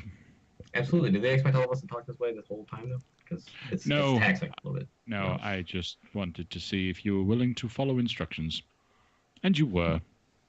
And a quick notice as well, which was good. Great, but yes, we would love to have an audience with Wind Dukes. We hear that they're benevolent and great, all-powerful rulers, and I'm sure they would be happy to have some assistance in cleaning up their home. They are, but for security reasons, I must ask you to weaken yourselves in front of the Wind Dukes for but a moment. Could you elaborate on what that means exactly? Any weapons or armaments that you perhaps have must be checked in at entry point, and those with alternative tactical means of causing any sort of harm would be dampened and be willingly dampened. Magic would be reduced. Not removed, but reduced. Does magic still work inside the palace? Still works, though due to security reasons, we have had to limit the potency of magic capable within the temple. Fair enough. Did any one event cause this upgraded security? Can I trust you? I feel Yes. inclined to do so, but Absolutely. to what ends can I know that I can trust you? What do you have to corroborate your story? Pieces of the shattered crystal? Might I see some of it? Sure. Dig in the pouch. And he'll reach forward. Interesting. And you say you have destroyed how many thus far? Personally, myself, I've been involved in 2. They have been involved in 4. Fascinating. Well, then, sure. It was but a few days ago. No more than 5 or 6 days ago that that there was an attack on the castle. An entity of a particular magical prowess was attempting to destroy the city of Akka using magic. So we had to stop it. I assume you were successful since the palace is still here. Absolutely. We were successful. We got this individual and we sentenced him appropriately. Are either they or their remains still here somewhere? They have been sentenced to swim in the labyrinthine winds for a time. Lost adrift without food or water. Once the sentence has been carried out, we'll have them back and set them free. And how long is the sentence for? Well, they were put out 7 days ago. Mhm. If they're still alive, 3 days. Oh, that's much less long than I thought it would be. I thought it would be like 100 years or something. We find that starvation seems to break people a lot quicker than anything else. 10 days without food could kill a man. Probably would. Of course, though, I imagine the type of person or entity with the type of magical aptitude required to launch an assault on the Grand Palace of the Windukes may have means of providing themselves sustenance anywhere. Yes. So we give them the 10 days. Sure. If you're willing to wait around, we can arrange a viewing. Well, let's speak with the Windukes first, maybe. Okay. Follow me. And he'll walk you in through the tower that's on this structure. Entering in, you have racks and racks of weapons and mannequins for armor. Cloaks can be hung up. Everything that you own can be placed to one side. And he instructs you to put everything that is dangerous on those racks. Before I do, I'm going to look to see what Wampum does. He's willing to give up his armaments.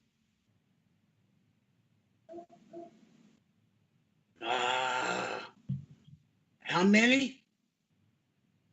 All of them. And if I don't, I just stand out here? Correct. I'll stand out here. Perfect. I was going to suggest the same thing, actually. I'll stay here too. Okay. I'll give up my weapons. Okay. I will give up mine.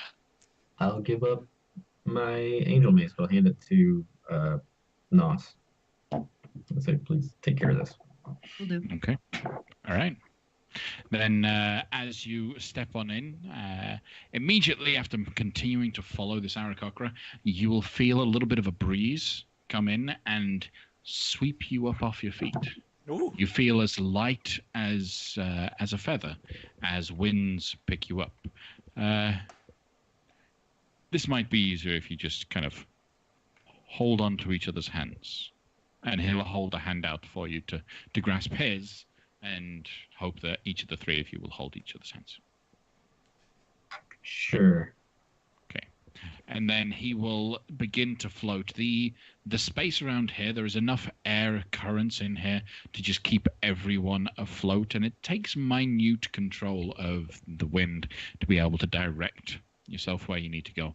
At the top of this domed structure, of which there is no space, it's actually an open drop below. You can see 5 thrones positioned up at the top of this dome structure, each of which sits a single genie.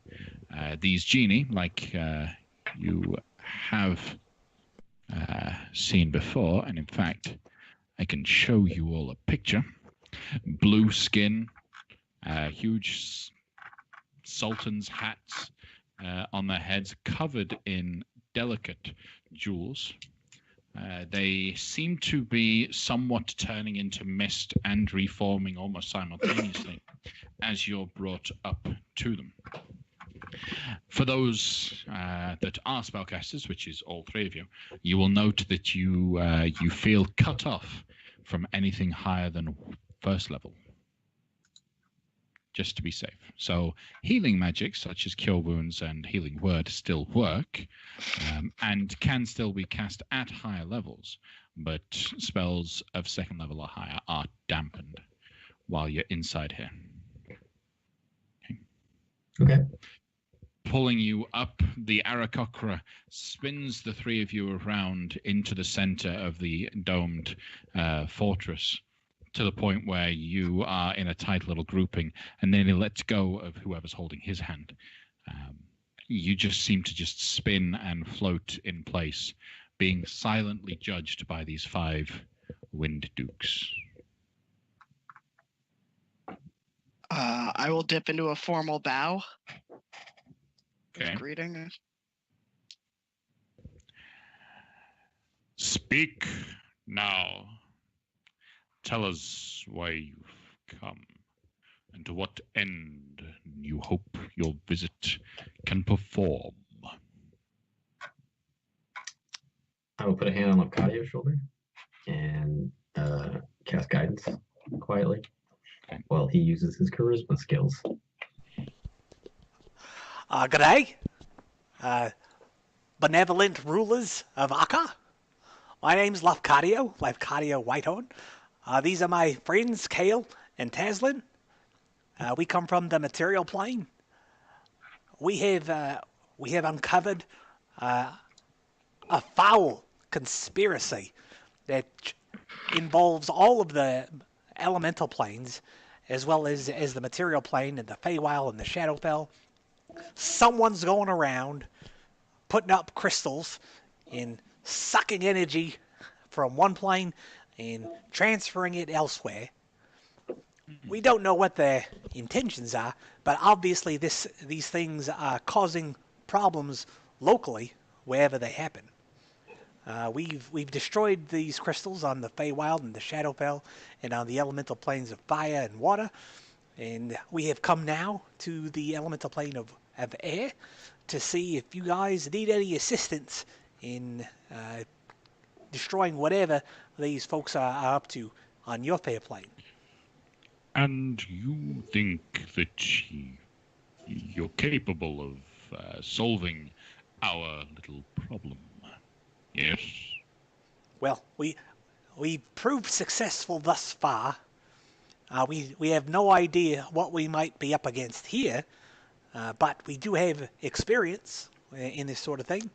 And if indeed it is a problem here, we'd like to lend our aid. Roll a persuasion check. With guidance added, and advantage, because they really need someone to help. So it's 24 before guidance. 25. 25. Very well, very well. Emissaries of the material plane, we have been attacked recently. We have determined that the attack was merely a diversion, and that the attacker had little to no useful information about who ordered it, only that he was paid to come and do this. He seemed to worship an individual Cod or Carth or something, I don't remember. But during the attack, a great storm arose far to the east of the temple of the citadel. Unfortunately, our control over the labyrinthine winds seems to be diminished near this storm. Normally, we could control all winds within the plane, and thus any dangerous storm is but washed away. We can move it to the appropriate locations, maybe harness its power, but this storm has we have no control over it. We can only assume that since it happened during the attack, that it may be the source of that which you seek anyway. We would like someone to fix it, stop the storm, and we are willing to reward those heavily for doing so. In fact, we here, as the Wind Dukes of Akar, do promise and offer the granting of one wish to any person or persons that can disband that storm. So one to the whole group. One to the whole group. I'm One not going to each- give you 5 wishes. I'm going to give you 1 wish. Can you wish for more wishes? Don't. There's no greater insult in G culture. As you say that, I wasn't saying it you'll sense the winds locally underneath you begin to just lower you down just a little bit. It was a joke. It was a joke. It was a joke. He's just joking. Of course, we wouldn't dare insult the great Windukes of Aha. I do Thank you. apologize. That's no laughing matter, Kale. Easy. Great and benevolent Windukes. You grace us with your generosity. We would have. No, I'm not going to say that. We're definitely the men and women for the job. We're going to get rid of that storm for you. Just point us in the right direction. We'll take care of it. Maybe we could probably use a means to get there from point A to point B. But that definitely sounds like who we're after anyway. Additionally, so you have complete notes, the organization we believe to be responsible is something to do with the White Hand, and the fellow that one or more of them worship is Cord. Cord.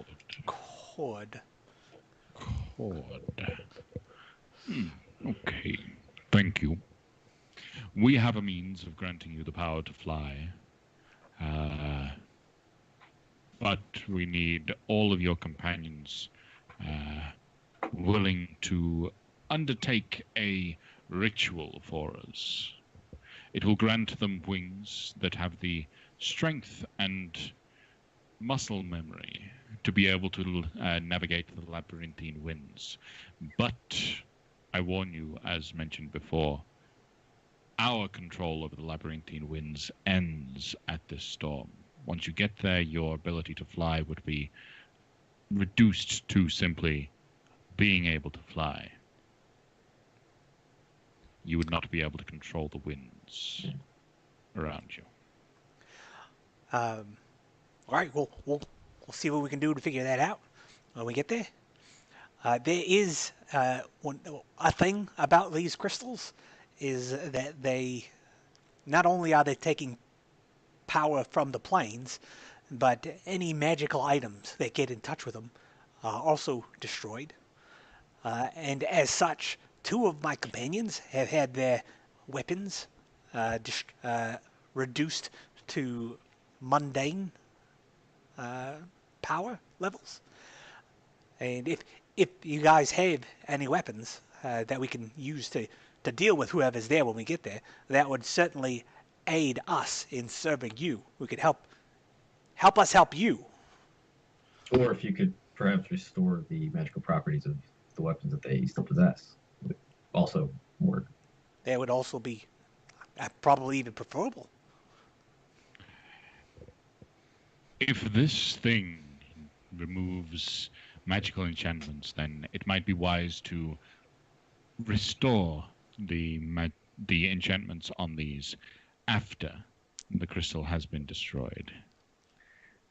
And if that's what you wish the wish to be, that is certainly something within our power to restore the enchantments on not just the one, but both of these items. Alternatively, if it helps, we can provide you with extra tools that we have and that we use, though I highly anticipate they will be little of no use once you get there. Our spare items and weapons happen to be javelins of lightning, which we would give you each a javelin. However, in a storm, you already have lightning. Causing lightning damage to a storm might be limited. We could give you the javelin so that you can attack the crystal itself from range. The javelins would become mundane after they hit, but that's a sacrifice we're willing to make. I'm just concerned with the folks who are potentially guarding the crystal. And in the 4 that we've dealt with so far, each has had some sort of guardian. That's the only reason I mention. I even bring it up. So if javelins is what you got, then we'll certainly take them. It's what we have right now. We might be able to get something better, but I fear that too much time wasted might be a bad thing. All right. Well, we need all the supplies we can get, so we'll definitely take those javelins. Okay. And our mates are down below, keeping an eye on our stuff, which we'll need to fight this storm. Of course. Do you want to come with us? We will come with to perform the ritual. All 5 of the Wind Dukes just seem to float. As they float away from their chairs, they seem to almost dematerialize through the chairs and become solid again once they're clear of them. They and you seem to unconsciously just float back towards that tower entrance that you came through. All of your weapons, armor, and everything can be returned to you, and as soon as you leave the main chamber, your magic is restored. You have full control of everything that you have, with all 5 of the Wind Dukes present. They instruct you to stand in a circle while they stand around you, and they call forward a troop of Aarakocra, who will gift you their wings for a time. The ritual that they perform is a little gruesome, as it does literally involve a Wind Duke tearing the wings off of an Aarakocra. The wounds seem to heal instantly, but the tearing sounds and the breaking of bone is still clearly audible. Once the wings are removed, they instruct each of you to step forward to receive the blessing of the Aarakocra. And once again, like you have done previously, you each get a set of beautiful wings. Though, unlike the wings that you had in the Shadowfell, these ones are actually like full-on angel wings. Huge, white, feathered wings. It's almost instinctual once they have been grafted upon you, that they react to your arm movements and your very will. You have these for 3 days. Pray it doesn't take you longer than that to accomplish your task. How far away is that storm? It's a few hours' flight from here. So you should be fine, as long as the storm itself doesn't take 3 days to destroy. I think. No, do we have? Just in case we need, like, we destroy the crystal on the 3rd day, and we start plummeting to our doom. Is there a way for us to contact you? Like, I know we can use magic, but I think we need a name to do that. Once the crystal is destroyed, if it dissipates the storm and returns to us the power to control the labyrinthine winds, we will bring you back here ourselves. Do not feel worried, friends. We are as interested in your success as you are. Would any of you be willing to come with us then? No. Just thought I'd ask. Another concern, though, is perhaps what if we need to retreat before the storm dissipates? As long as it's within the 3 days, you should be fine. But if we need to contact you, maybe if we need help, we might get there. Oh. We're going in practically blind, you know. Then we will give you our names. They speak in Orin, which is the, I believe, if I remember rightly, is the air elemental language. So those that understand primordial also understand what they're saying. They give you their names, which are Amet, Tareb, Bakoth, Represh, and Osiref. What was the first one again?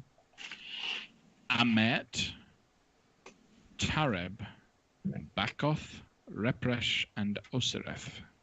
Great. Are those true names, maybe? Roll a perception check.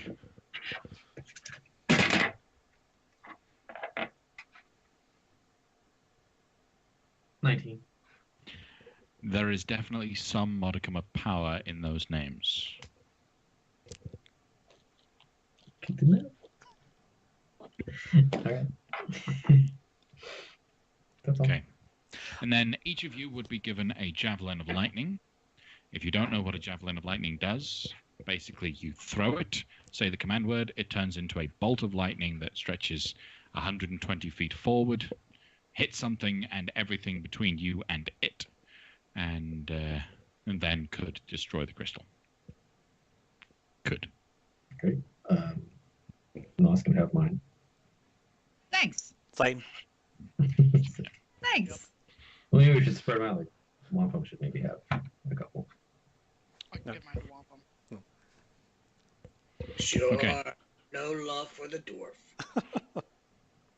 I fill Wampum in and Nos in on what the deal is. Like, there's a big storm brewing out there, and they can't get into it, so we're gonna go into it and try Did to. I hear one of them say that we gotta destroy a storm? It kind of came off that way. We're gonna fight a storm. How? That's. I'll ask. I guess we'll find out when we get there. But I also wanted to mention that they seem willing to possibly restore the power to your glaive and to Wampum's hammer. They said that as reward for completing our mission, they will grant us a wish, and those things would fall in the realm of that wish. Cool. Very cool. Thank you for making that an option. My concern is, do we know yet how we're going to get back home? You mean back Me here too. or back to the material plane? Material plane. Well, Got a best man I could- working on it. Best? Alternatively, we can always go back to the plane of water and attempt to traverse through the Feywild. My thinking is maybe save the wish to just ensure that we have a way to get back home. And since we know that we already had the combination to the plane of air, do it after, like, make that wish happen after the plane of earth. We might also be able to just hop back into the plane of water when the hoppers are there, like at the same time, coincidentally. Yeah, there's still room for error on that one, though. Yeah. There's no room for error on this other one. Taslin, ye ain't got the magic to travel? That is beyond my capabilities, good dwarf. Well, so be it. Okay. These wings, though, huh? Look at these. Yeah, nifty. Pinch. I laid an anchor down for us. I can return us to the plane of water. I hope. I think. Probably.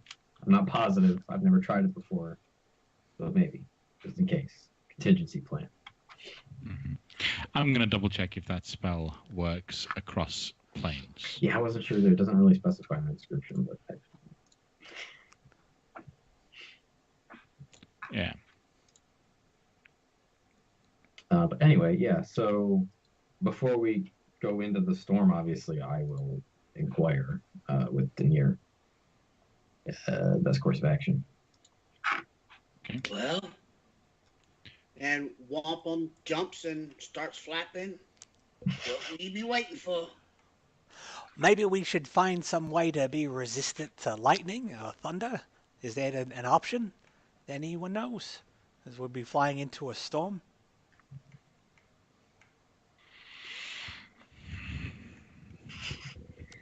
I mean, we could spend 3 weeks trying to get you rings of lightning resistance. Oh, Wind Dukes of Aka. Yes.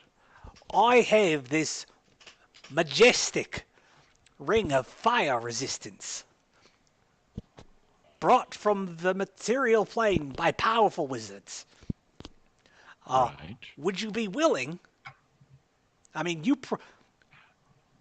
we would benefit from some rings similar to this of lightning resistance, perhaps, maybe thunder resistance. I don't know where we're going.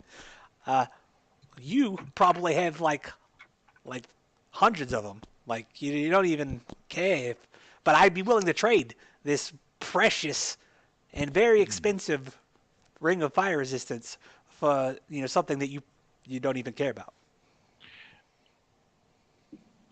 You're right in assuming we wouldn't really care about them. But unfortunately, you're wrong in assuming that means we have them. As none of us or our denizens need to worry about thunder or lightning damage.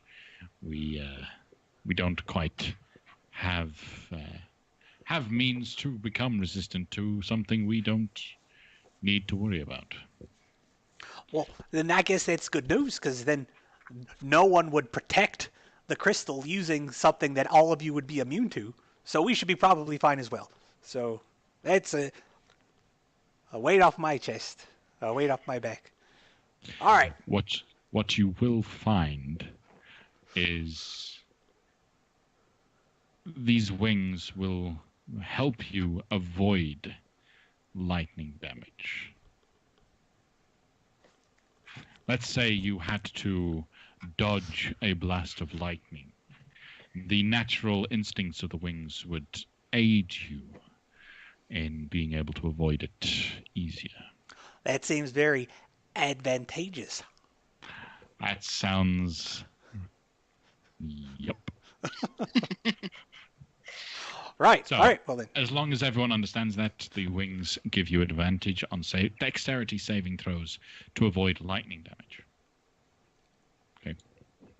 Fantastic. Sweet. All right. Right, Well, then I think there's absolutely nothing we haven't considered. And we know everything that we need to know, right? So let's get over there. All right. Before we go, give me a minute to burn some incense over my book. Should we think of like a cool formation, like to fly in? Think about that while I'm talking to Disney. All right, that's That very sounds like important. something you guys can figure out without. How about a spearhead? So it's Either kind of Wampa like a Boss at the triangle? lead. He's not listening, you guys. This is all you guys.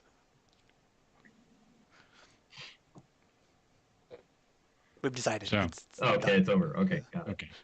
So I will cast divination, and I will ask, what will be the best way to navigate the perils of this storm and dispose of the crystal therein? Well asked, Mike. That was well asked. The best way. Dodge the tempest's blasts and get to the crystal as soon as possible. That's it. That's all it is. All right. Sounds easy. Dodge the Tempest's attacks and advances, and get to the crystal as soon as possible. All right, I'll relay that to everyone else. We just gotta don't get hit and go to the crystal as fast as possible. If anything gets in our way, just go right past it. Okay. That's how I'm interpreting that message. Ignore all other issues. As you guys use the wings, navigate the winds, it's an interesting experience. You can almost sense the air currents all around you using these winds as you move through them. You can sense when a turn is about to happen or when an opportunity to shift from one wind off to a different current to be able to navigate up towards the storm. It won't take you long to be able to see the storm. It'll take no more than about an hour's worth of flying. But when you do see the storm, you'll realize just the immensity of the situation you are in. The storm itself is 5 miles wide. Inside the storm, it is one big spherical cloud of dark grey clouds. You can see flashes of lightning periodically striking within the large sphere, and you can tell that it is heavily precipitating in there. The rain is constantly falling and then turning back into the air and clouds, and it's all just mixing into to make and build this storm up, such that the area, the entire storm, will be lightly obscured. Any open flames will be extinguished, and perception checks are at disadvantage whilst inside of them if you require hearing for it. Disadvantage will be on ranged attack rolls, and yeah. Okay. I should have not unprepared control water. Oh well. So, making your way into the storm. The storm is 5 miles wide. What are you going to do? Real quick again, Kale, are we aided? You're about to be. Let's do 4th level. And So 15 hit points. yeah, and while we were flying there, I would have cast water breathing on all of us, just because I can. Okay.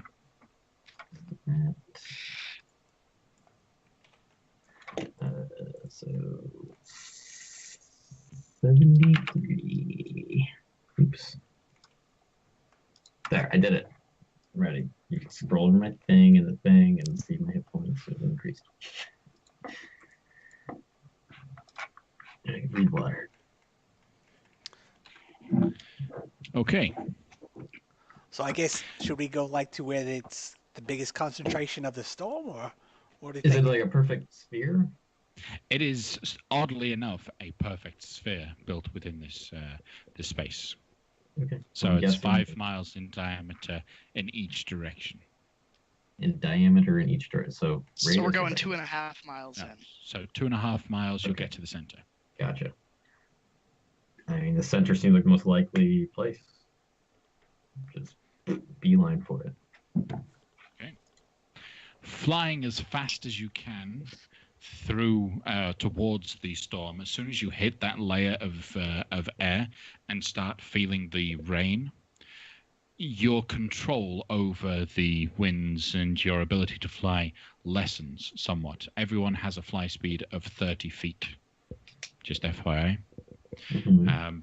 Because of the nature of the strong winds, any dash whilst flying does not provide double speed. It only provides an additional 15 foot of movement. So you can move 30 feet. If you dash as well, you only get an extra 15 foot because the winds just kind of slow you down. Yep. I usually have a speed of 40. Because of your boots, right? Yeah. Are the wings still 30 for me? I would Her speed is I'll increased give you because she's the- a barbarian. Oh, because you're the barbarian. Yeah. Right. Then you get to keep the extended, the boost to your speed. Okay. So 40 that would feet. be 20 feet in difficult terrain. Correct. Okay, cool. So while you're moving through the so any move action through here is 40 foot for you. Any dash is 20. Okay. Thank you. All right, no problem. Then when you guys get to about, I'd say, 120 feet away from the center of the storm, you will see what embodies the center of this storm. I'm going to move everyone over to the battle map. Nice and simple little battle map there.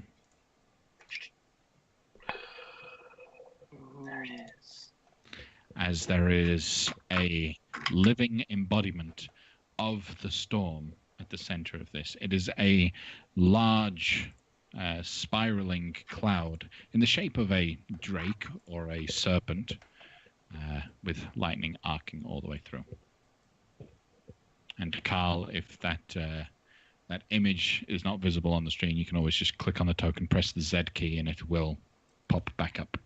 Just so that people can see the big, beautiful picture of my favorite monster in the new books. I actually can't select it. You can't select it. Okay. Then,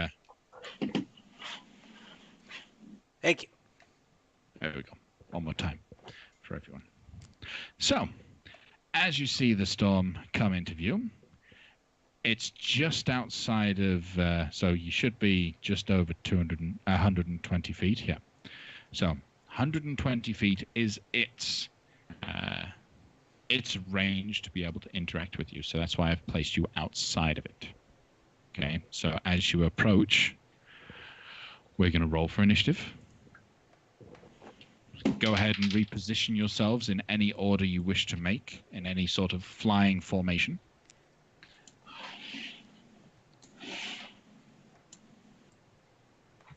I got a 12 with advantage. That sucks. Noise. I got +3. Hey, not bad. I got a 19. I got a 3. The storm got a 29. We'll be okay.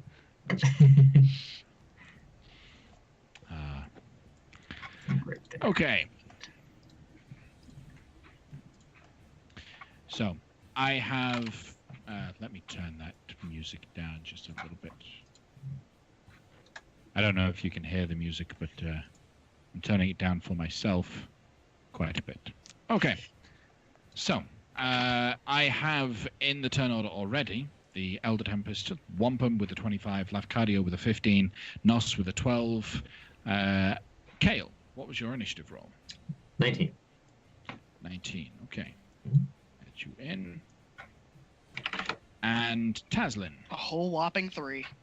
A whole whopping 3. Okay.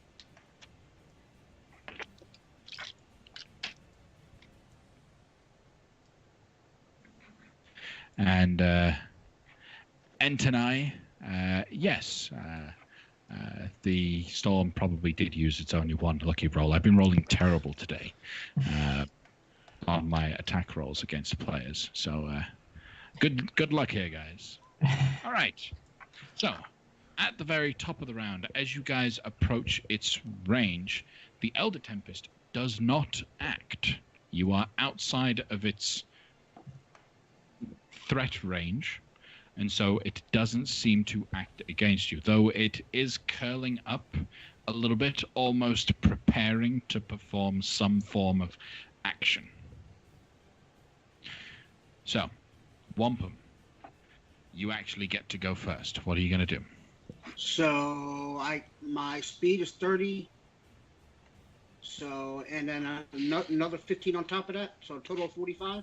If you dash, yes. Okay.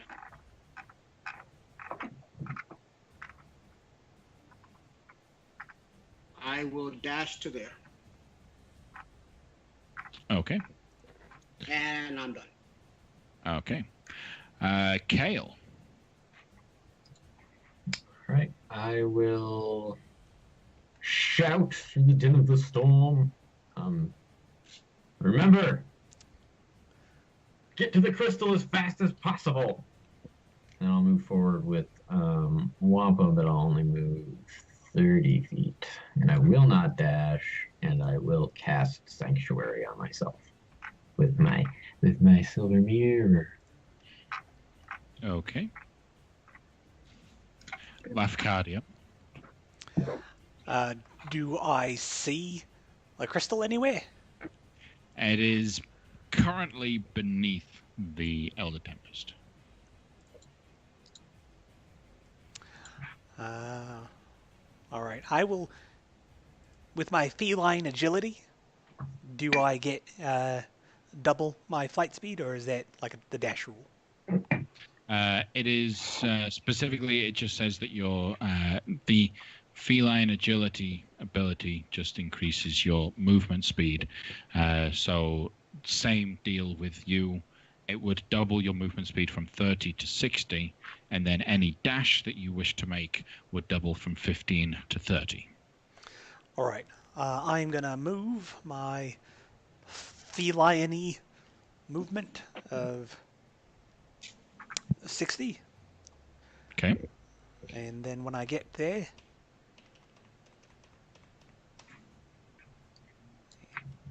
about there, I will, as long as I am within 90 feet, I'm going to hex that guy. Give him disadvantage strength checks in case anyone wants to grapple it.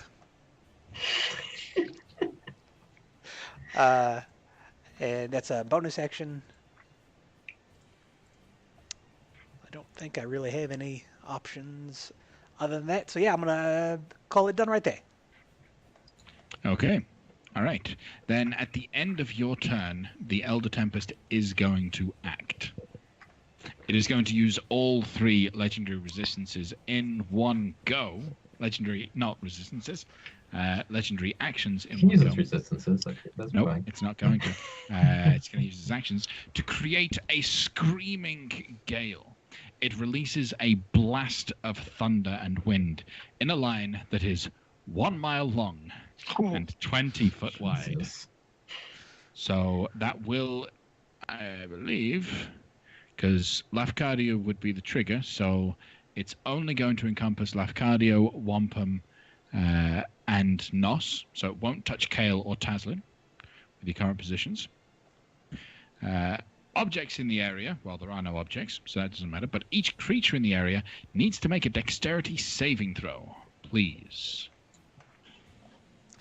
Is that with advantage? Because the wings? No, because this is against thunder damage, not lightning. Is this an advantage for me for my danger sense? Yes, it is. Cool. How about my shield mastery? Do you have a shield? Yes. Then yes. Okay. I got a 14 and a 14. Good job. So if you add them together, That's how it works, right? 17. And, Well, about 12. With advantage? Oh, not with advantage, no. Yeah, because you got the shield.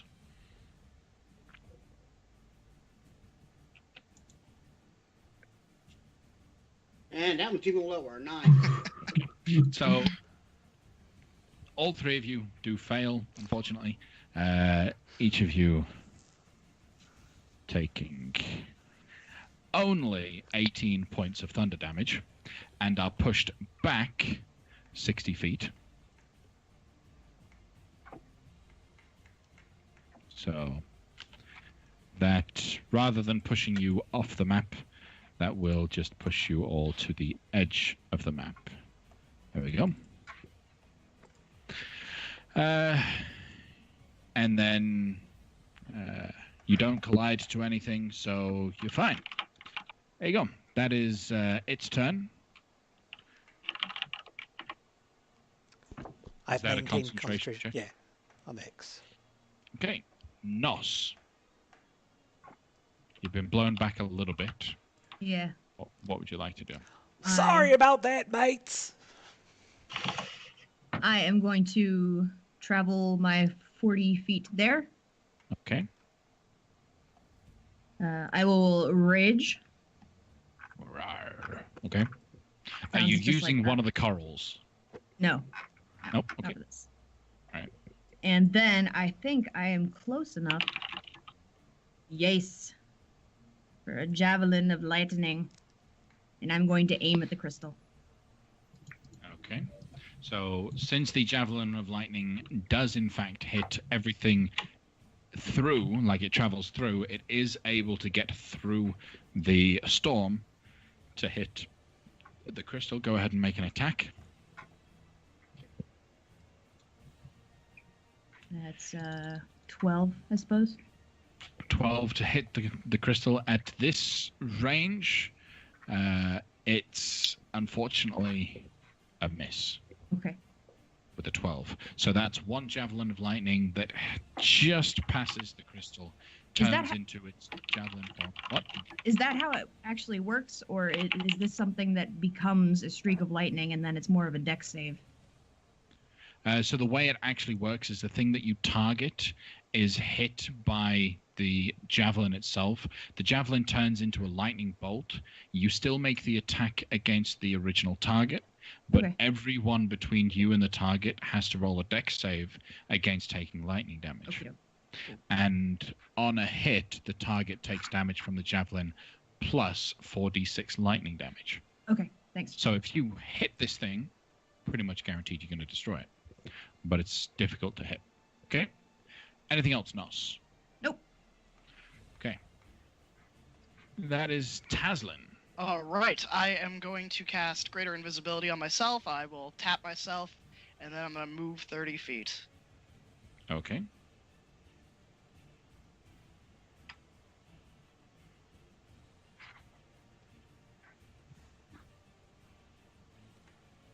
And that'll be that. Okay.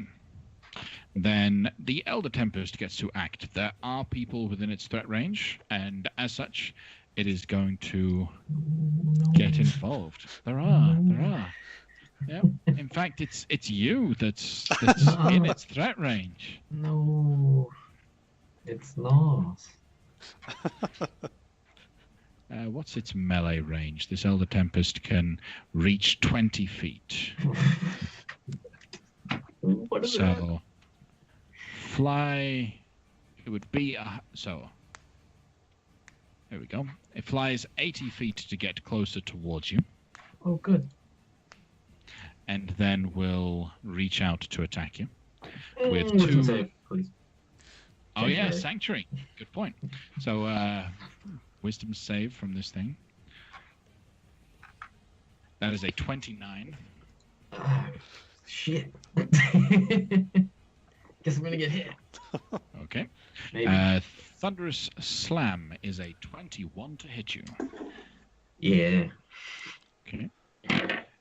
You will take 27 points of thunder damage. Great. And well, Sanctuary isn't concentration, is it? No, Sanctuary is not It's got to concentration. do another wisdom save for the It other does. attack. It does. Which it rolls a 25 for Son of you. a bitch. So I'm Good assuming axe.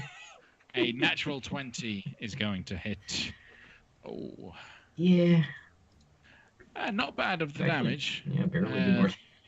Yeah, 31 points of thunder damage with that strike. Yeah, great. It will then finish movement as it can move an additional 40 foot, and it'll move back. That will end its turn. Wampum. All right.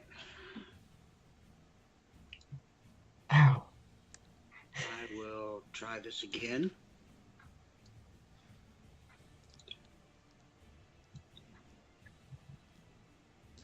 I will dash to there. And I'm done. Okay. All right. Kale. Boy, How you doing? boy. Bad.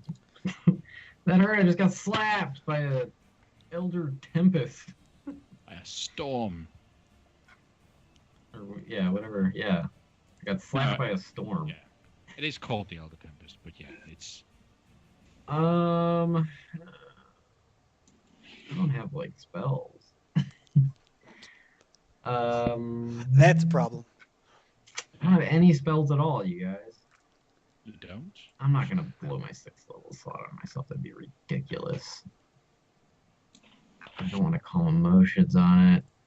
What else is this? Ooh, I bet this is an elemental. I will take a moment. I'll get some holy water out of my bag of holding and just get it up in there and cast protection from evil and good on myself, so it has disadvantage on attack rolls against me. Fair enough. Yes, it is an elemental. So, yes. And then I'll move back. Contradicting my own thing where I said go for the thing as fast as possible, but that's for other people to do. I'm the brains guy. Left cardio. Right. I will move 30 feet again. Okay. And I will cast my longest ranged spell, which is Synaptic Static. So that's an intelligence save versus 18 DC, unless it has an intelligence score of 2 or lower. Can you get the crystal with that too? No, because the crystal has an intelligence score of 0. So we'll take like crit damage or something. Just explode immediately. I need to just double check if this is absolutely accurate. Ooh, Daddy Warbucks just sent me a friend request. Hey, Daddy Warbucks. Thanks for hosting the stream. Yeah, unfortunately, the Elder Tempest has an intelligence score of 2.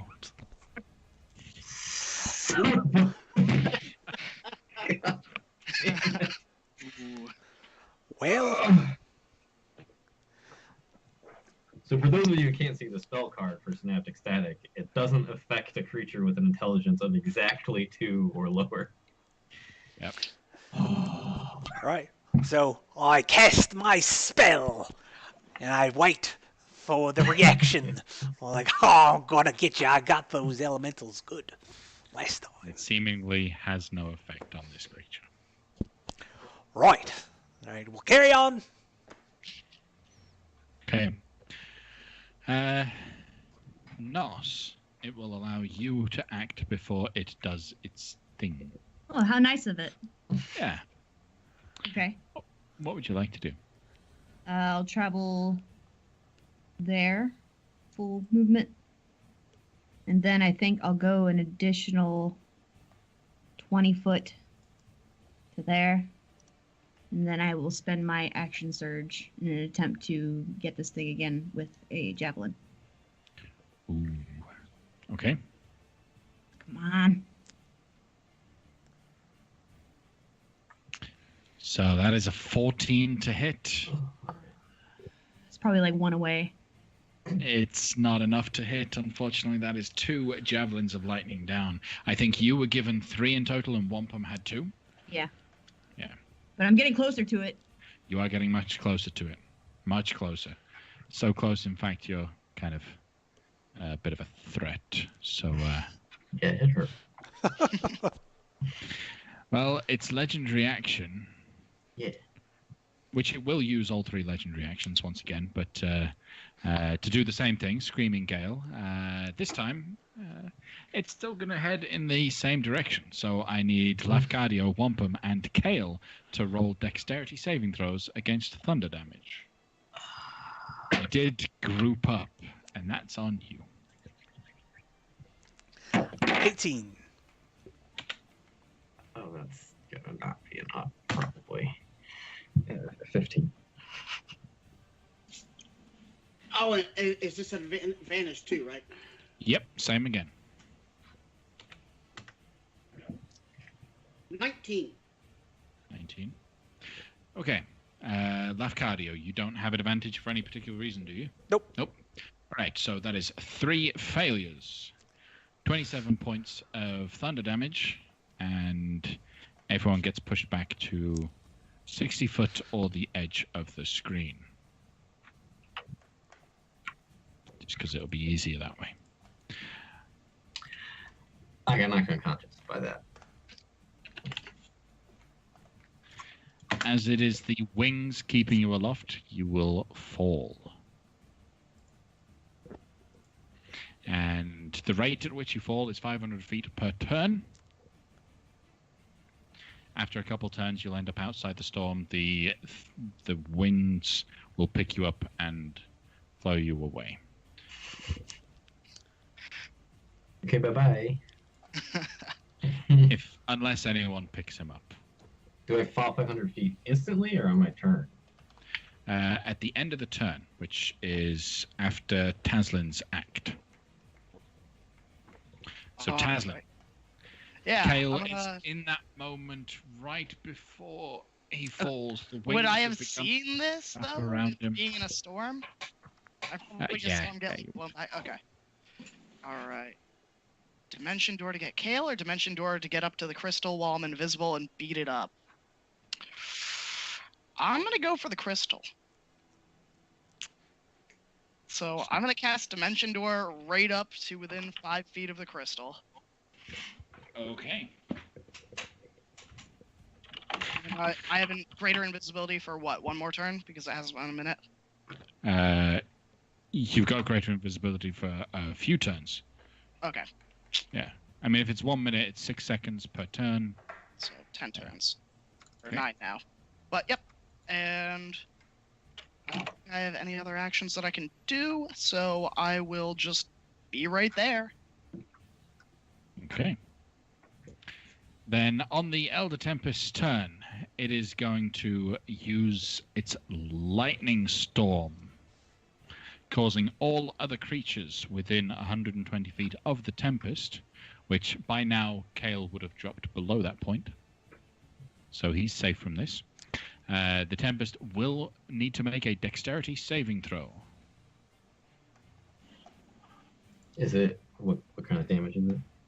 It is against lightning damage, so you do get advantage from the lightning storm. Bolts of electricity just seem to just appear everywhere and strike at everyone. 25. 19. Okay, so Lafcadio got a 25, 19 from Taslin. Nos, 19. 19. And Wampum, what was that? 1 sec. Advantage. And 18. Okay, so those that rolled below a 20, which is everyone except for Lafcadio, failed. However, thankfully you didn't fail by more than 5. None of you did. So everyone that did fail takes 27 points of lightning damage. Taslin, you'll need to roll a Constitution saving throw. Okay. And Lafcadio, as you succeeded, you take half as much at 13 points of lightning damage.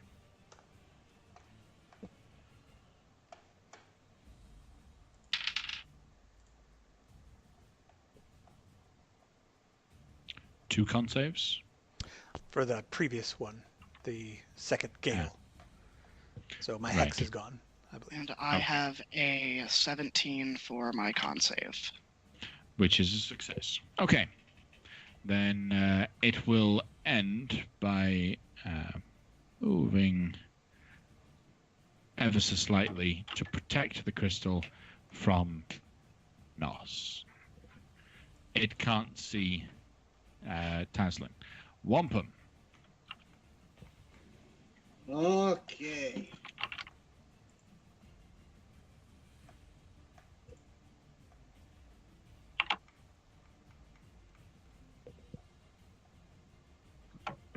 I will dash to there. Okay. And I'm done.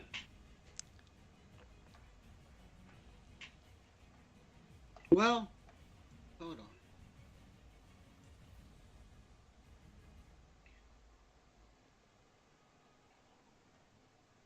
Yeah, I'm done.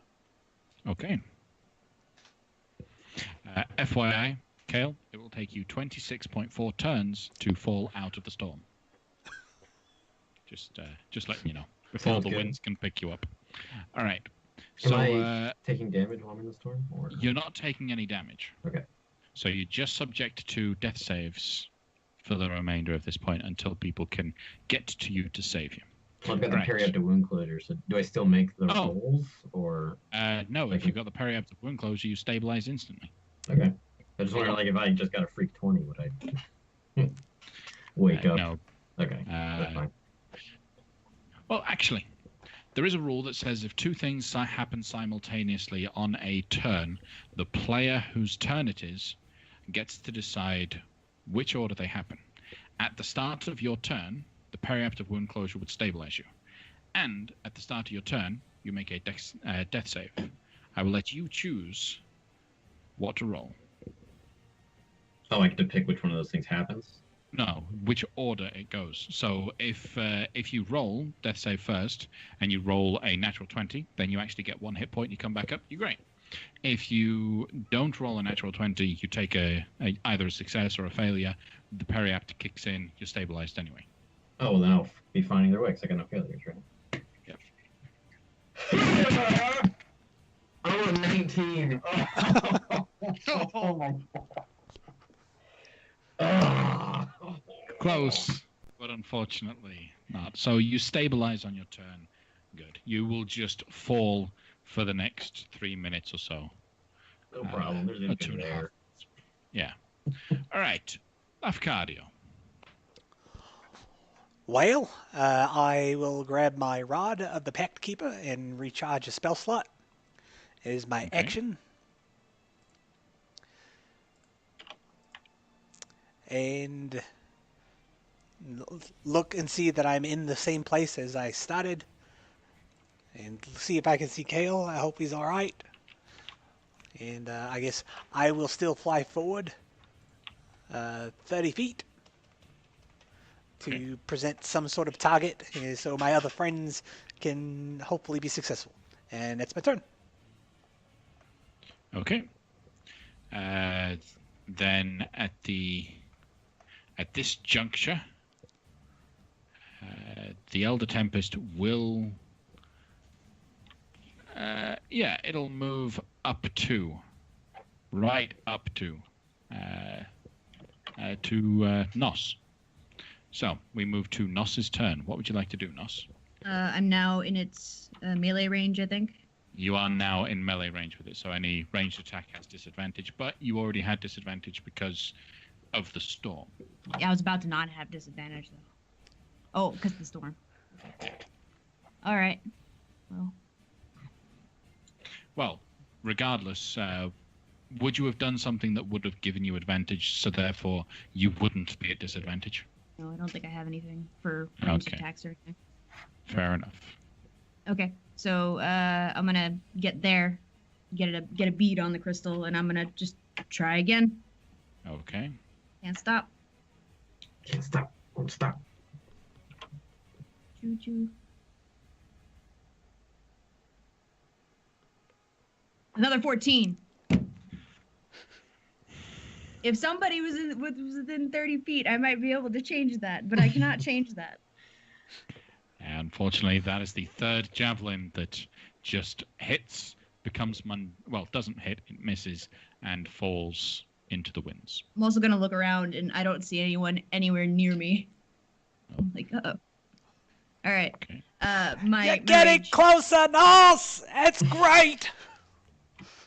My rage has dispersed by now, for sure, so I'm going to rage again, preparing for the onslaught that this thing is about to lay down on me. Okay. If any of it is going to be bludgeoning or piercing, hopefully. It isn't going to do any sort of actions. We will go to Taslin. All right, so this is the first time I've been this close to a crystal, and I'm not sure if they're immune to magic, and no one has told me otherwise. I am going to use Ray of Frost, making sure that the beast is focused on Nos, on the crystal to see whether or not it damages it. Okay. Go ahead and roll Ray of Frost. It's an All attack right. roll, right? Yep. And that is a 25. Okay. Ray of Frost is a ranged attack roll. Yep. Correct. Do you want me to do So it you're at disadvantage? at disadvantage. Okay. All right, so that would be a 19. 19. Will hit the crystal. Go ahead and roll the damage. As you will hit it, you'll notice it seems to absorb some of the magical essence. That's what it's been feeding off of, is pure magic. Hence what made the weapons mundane. 9 damage. 9 points of damage. Okay, cool. You deal 9 points of damage to this thing. And then I Anything will else also from you? move. I'll move 10 feet further away from the beast. 5 to 10. Okay. There we go. All right. The Elder Tempest. Let's see if its storm has recharged. That is a 2, so that is no. It is going to use its action to thunderously slam Nos. So, first attack is a 23 to hit Nos. That'll hit. Okay. That is for 18 points of thunder damage. Second strike is an 18 to hit. That's a miss. That's a miss. Ooh. Okay. Wampum. Okay.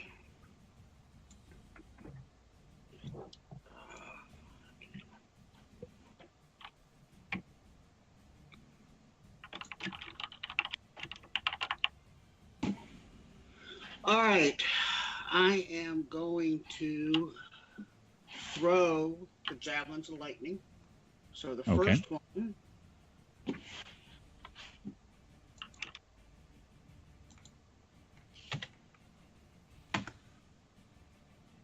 is a 20 to hit it At disadvantage. at disadvantage. No, let's see.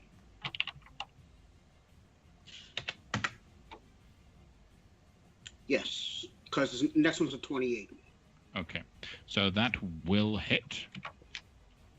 And how much damage is it? So a normal javelin does, I believe, 1d6. Okay. I might be wrong with that. But the fact that it's lightning also deals an additional 4d6. So total 5d6. 5d6. And because the thing hit, it becomes mundane once it hits and falls. All right, so And does he add strength or dex to the initial damage? It is a thrown weapon, so unless it has the finesse, it should be strength, right? yeah, it'll be strength. So 17, so it'd be 22 points of damage. Okay. And then my second attack, I'm going to throw it again. Okay.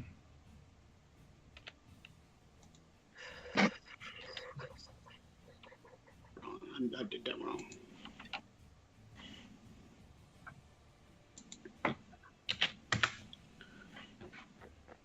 And next one. So that's going to be a 17 to hit the crystal. 17 will hit the crit. Oh, Okay. you're going to add something to it? Yeah, I was going to add it before you said something. Okay. Go ahead. So that is a D10, which is another 8, so it would be a 25 to hit. That's going to hit. So another 5d6 Yes. plus, so it'd be a total of 17 points of damage. Lots of breaks and cracks are now appearing inside the crystal. It has taken a lot of damage. It is not quite destroyed, but that is all javelins gone. Mm-hmm. 2 have become mundane. The other 3 have just fallen below. Okay. Anything else from you, Wampum? No, that's it. Okay.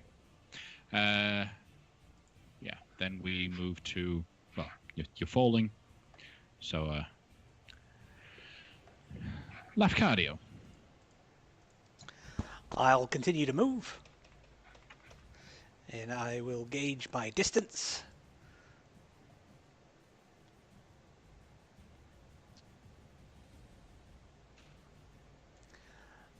I will cast Flame Strike at 5th level on the... It's a 10-foot radius, so it's just going to hit the Tempest. Okay. DC 18, Dex save. Against fire damage. 16 fire and 13 radiant. Well, fire and radiant. It does 46 fire and 46 radiant. Okay. So it succeeds the dex save, the Elder Tempest does. And you would have put it in such a place that you also damage the crystal, right? It's not wide enough to hit both. So it's just... Oh, it's not wide enough to hit both. Okay. So it takes half damage on a successful save, correct? Yep. Yep. Now, okay. So that is 8 fire and 6 radiant. And an extra 5 because Lafcadio is so cool. He has Radiant Soul. Is that it? Yeah, an extra charisma bonus worth of damage on one of those rolls. Or 5 Okay. reduced to 2. Okay. Anything else, Lafcadio? That's it. All right. At the end of your turn, since you dealt the most damage to the crystal thus far, Wampum, the Elder Tempest is going to direct its Screaming Gale directly at you, Wampum. So I need you to roll a dexterity saving throw. Dex saving throw.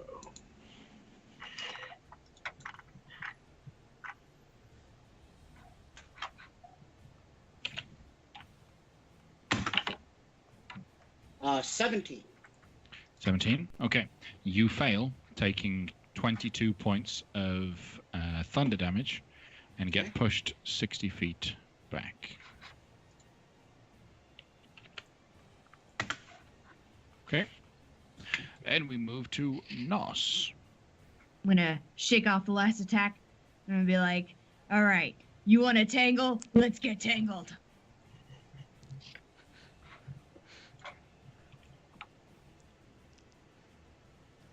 $27 hit. That's going to hit the storm. All right, that's 10 slashing, 9 radiant. Okay. It seems resistant to the non-magical nature of the slashing damage, so it only takes 5 slashing, but it does take the full 9 radiant. Okay. And keep going. 14. You love those 14s. 5's my favorite number tonight, I guess. Yeah. But unfortunately, that will miss the creature. All right, bring it back up for a half attack. It's 20. That's a strike. 10 slashing. For 5. Okay. Anything else from you? Nope. You do slashing damage with a half attack? Yeah, it's a special glaive. Like I was saying Oh, before, okay. I had it custom made. Yeah, The other end of the tip has like a dagger-sized blade on it. That's really cool. Thank you. Taslin. All right. So I'm going to fly 20 feet to the left and 10 feet up. And seeing Nos get clobbered, I will upcast Blight at 6th level. So I need him to make a Constitution saving. What did I tell you, people?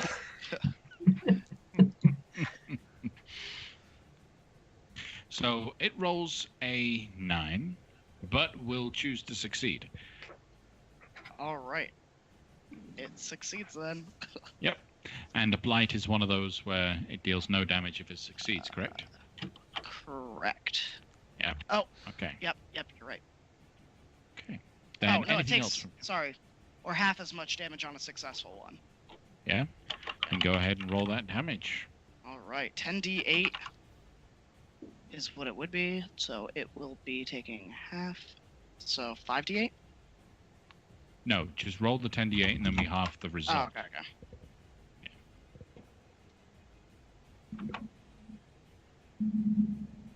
Because it's potentially possible you could roll better on 5d8 than on a 10d8. 43. So we halve that down to 21 points of what type of damage? That would be necrotic. Necrotic. Okay. Anything else from you, Taslim? Then I will use my bonus action to use Gift of the Raven Queen, and I'm going to go 5, 10, 15 the other side of the crystal and get resistance to damage for next turn. Okay. Incapable of seeing you. It's not going to be able to do much. Let's see if its weapon recharges. No, it doesn't. Because that's a recharge on a 6 only. All right, so in which case, with lack of anyone else to attack, it is going to attack Nos. We have a 33 to hit you, Nos. Yeah, that hits. This is For It hurts. 27 points of thunder damage. Ouchie. Second strike is a 22 to hit. That hits. For 23 points of thunder damage. So that's 60 points of thunder right there. You're raging though, right? Are you? You can't kill me. I will kill you. Sounds less like a rage and more like you're just drunk. That hurt. That was very discombobulating. And we go back to Wampum. all right. Damn, where the hell did you put me? Way the hell down there. Scroll down and left. All right.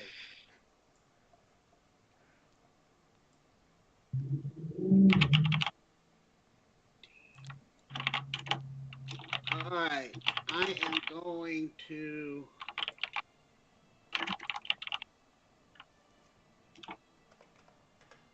dash to there. How much farther I gotta go? Way the hell up there.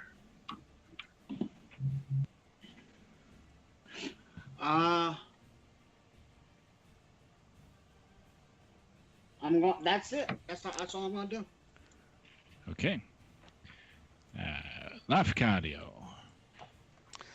All right, on my turn, I'll grab my Pearl of Power to recharge his 3rd level spell slot. And again, move some distance to be close to where the action is.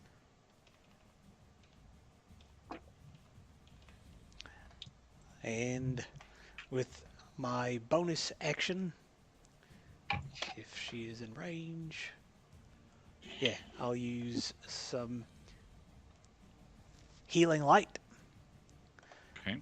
And throw 10 HP her way. It's like, Lamanian, save her! Advantage. Man's like, And Not today. And that's it. all right. So then we go to Nos. Lafcadio, go for the friggin' crystal. I've got this. I keep trying, it keeps pushing me back! All right, I will actually use my second wind to start off. We're getting 12. Okay. Go. And then hit it some more. Hopefully. 20, Yep. 17 slashing, 6 radiant, Okay. and then one more time. Oh, I wish I had advantage. 23 on that one, That'll hit again. or 11. Okay. All right. Anything else from you, Nos? Mm-mm. As you're striking at this thing, just before Taslin gets to act, the Elder Tempest is going to...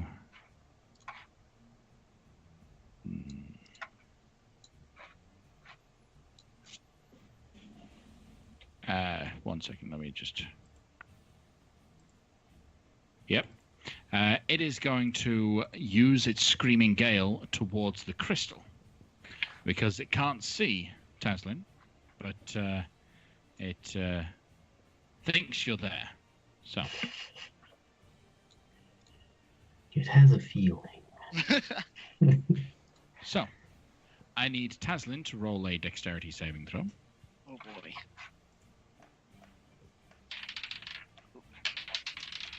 That is a 18 plus 2, so 20. So a 20 is a failure. So close. You take the full force of the damage. All right, and then halved because of the Blessing of the Raven Queen. Yep, so 32 halved down to 16 points of thunder damage. The crystal does take damage as a result of this. But much less, it takes 18, which is not half. It's more because you got yours halved, but that did the 18. But since you failed, you are pushed 60 foot away from the crystal. That's fine. Oh, man. And I need you to roll a Constitution saving throw. 10 plus 3, 13. I probably fail. No, because the amount of damage you took was 16, so the DC Oh, you're would right. be 10. Nice. Oh, that's Just right. thrown 60 foot away. Okay. The crystal is not moved. That is its legendary action. Taslin, what are you going to do on your turn? All right, how damaged is the crystal looking these days? It's looking heavily wounded. All right, well, I'm going to cast Scorching Ray at... Let's see how many slots I have left. At 5th level. At disadvantage, because these are ranged attacks. Yep. So Okay. that's 3 plus 3, so 6 total? No. Okay, yeah, so 6 total. All right. First two would be a 13 and a 27. All of these at disadvantage, right? Oh, yeah. So, yeah. So the first one was. I'll use 13, the out those that's two. I'll failed. just use the Yep. lower one. So that misses. Okay. Then Second. a 15 and a 19. So 15. 15 hits. All So right. that's one hit. And then for the third one, that is a 21 and a 22. 2 hits. Yep. Yep. And then a 17 for the next one. At disadvantage. Yeah, the 20 was the higher one. That's 3 hits. And I have one last one, right? You've Correct. only done 4 so far. Oh, sweet. That is a 27 and a 15. 15 hits. And a 17 and a 21. 17 hits. So you have 5 successful hitting Scorching Rays. Go ahead and roll the damage for all of those. I need one more d6. Alright, I'll just re-roll one of these. Alright. 10, 11, 15, 19, 23, 27, 34, 39, and 40. 40 points of damage in total. Okay. Yep. As the last of those bolts hits the crystal, it begins to glow with that fiery energy of just that huge bombardment. It finally cracks, shatters, and explodes in a flurry of energy that seems to send a shockwave out through the entire storm. You notice that the Elder Tempest, who was trapped into protecting this thing, is let loose of its accord and does not seem to want to fight you anymore. Yeah, that's right. I'm too much for you. And I'm still invisible. Okay, and the Elder Tempest will float away, given the freedom to do so, which I'm assuming it would, since it's still got 200 hit points. I might poke it in the butt for my own pride. Will you? Will you really? Well, it's probably not going to feel it. You Let's be serious. should try anyway. I'm not there, so I have no stake in this. If you hit, it's going to turn around and hit you back. Okay, well then no. Okay. For All the right. sake of fair the party. But that is a third crystal. Boom, gone. The storm seems to dissipate. The control over the labyrinthine winds that your wings were given is restored. You feel that modicum of control back. You will watch, as you can see, Kale floating, suddenly get caught up in a brisk wind directly up towards you. So not back to Aka, instead towards you. All right. Do any of you pick him up with your healing magics? I'll do exactly that. I'll throw my healing light his way. Say to Banyan! Save Kale! And give him... when it comes up... 15 HPs. Hey, you wake up, and everything's finished already. I will drop my greater invisibility on myself. And I will fly back to the party. So I've been giving it some thought. None of us lost any items.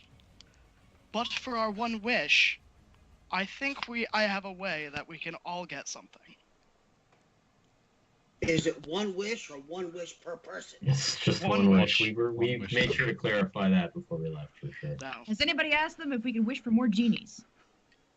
No, but I would recommend it.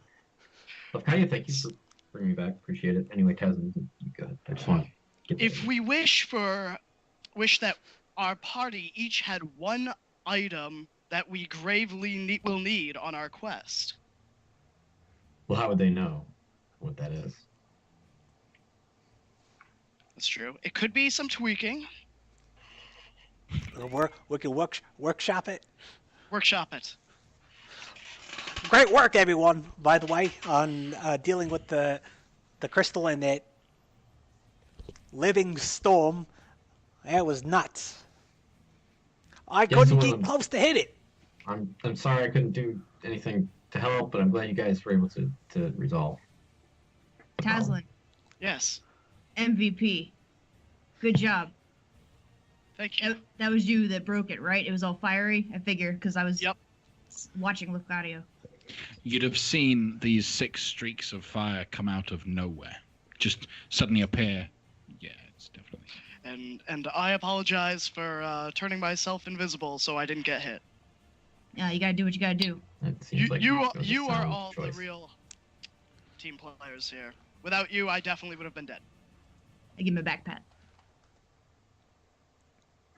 Wampum is still trying to fly up to the party. He's coming in from Wampum's left still- field. Closing in. Doing Wampum, like a mate. dog paddle in the air. That was good shots with that javelin. You're a natural with those things. Thank you. So, what would you like to do now that you've done that? When Float the back crystal- towards the city. I reckon. Well, yeah. Taslin collects crystal bits. Is there? Yeah. Was- I think were it any of kind of those exploded. I don't collectibles? think I- yeah. There's still some pieces just floating around. I'd say I'll you'd gather be them. able to grab a piece. All right, sure. This one made out of diamonds.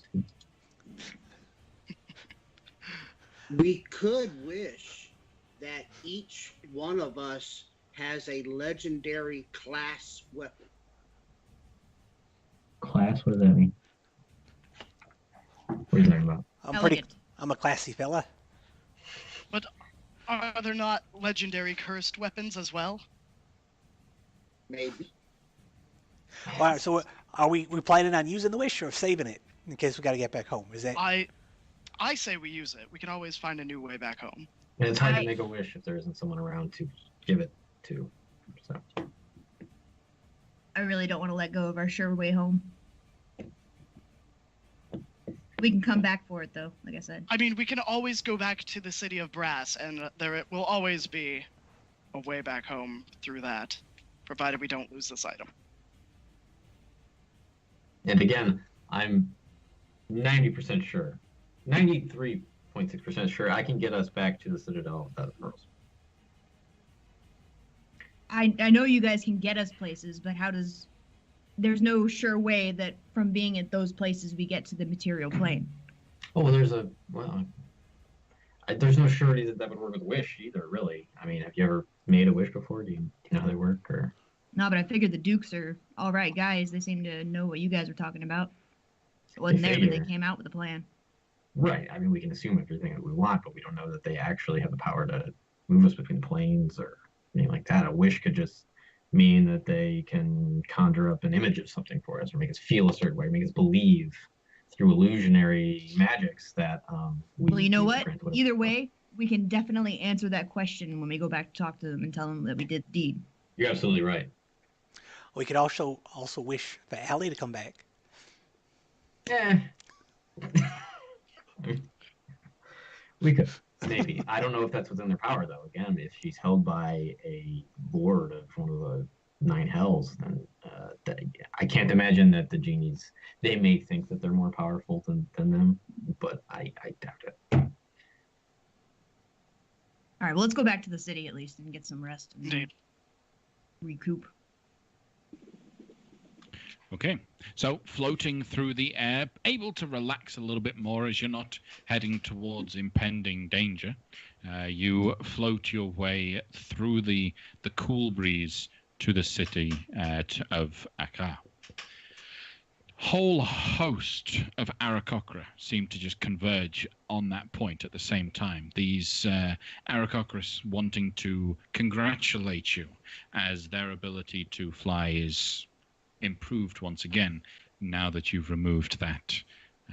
There are little flower petals thrown at you out of their little pouches. You are hailed as heroes and welcomed into the citadel where the Wind Dukes use their magics to pull you through the gate towards them. You are, because you've proven yourself, permitted access in without removing any of your weapons or items. So good with that. But the nature of this building does still hamper your magical abilities down to level 1 spells. As you get up, the genie that had been talking to you the most, which is Represh, once again steps forward and speaks. Well done, all of you. Congratulations on removing the storm. The city of Akka is in your debt. Yeah, those evildoers had somehow enslaved an elder elemental. Interesting. And, who knows what you might find in the elemental plane of Earth? On reflection, it is kind of what the fire folks did as well. So, really should have seen that one coming. Not water. So, we struck a deal. And with that, a wave of the hand, the 3 javelins of lightning that did not become mundane because they missed will float in through the hole in the bottom of this city and float in front of Nos. You get them back? Wampum was actually a much better shot than I was, and I noticed that he uses hand axes to throw, so I'm actually going to give 2 of them to Wampum. Okay. So Wampum has 2 javelins of lightning, and Nos keeps the 1. All right. We made a deal, and you get a wish. What can we grant you? All right, so do we huddle up before wishing? Oh, absolutely. We should discuss this before we do it. And we want to be very particular in our wording and phrasing. Yeah, there are lots of stories back where we come from with wishes and the folks who grant them giving us, twisting the wish in a certain way. So we're going to just try to think real hard about it, just to make sure we don't mess up the wish. I don't know how the magic works. I just want to, it's nothing against you particularly. It's a very solemn occasion. We want to give it the due respect. The wish magic is capable of reshaping reality, but the more intense the wish granted, the more the results can alter somewhat. The higher chance of something going wrong. So yes, if you wish for something a little too grandiose, like, for example, wishing yourself to, let's say, level 20 of a building and all that, you might end up accidentally being transported through time to a point where you would have been level 20. So Of a building. of a building. So you can't put people at the top of a building? That seems like a pretty I mundane. feel like that's be right in their wheelhouse. Right? That seems like a very What easy thing to do. How about just a discussion here? They will step back. They'll let you kind of lower yourselves down so that you're separated from the genies, from the wind dukes. You can discuss and come to me with your wish. What if we got more questions like he wants to ask? As long as it doesn't start with "I wish," you should be fine. You heard that, right, Wampum? Uh, You're going to remember not to start your sentence with those two words, right? yes, Please, please don't screw this up. me not. What if we I phrased our idea as resistance to something as we're going to the plane of Earth? I don't know what Earth element. I mean, I probably do. They probably hit you really hard.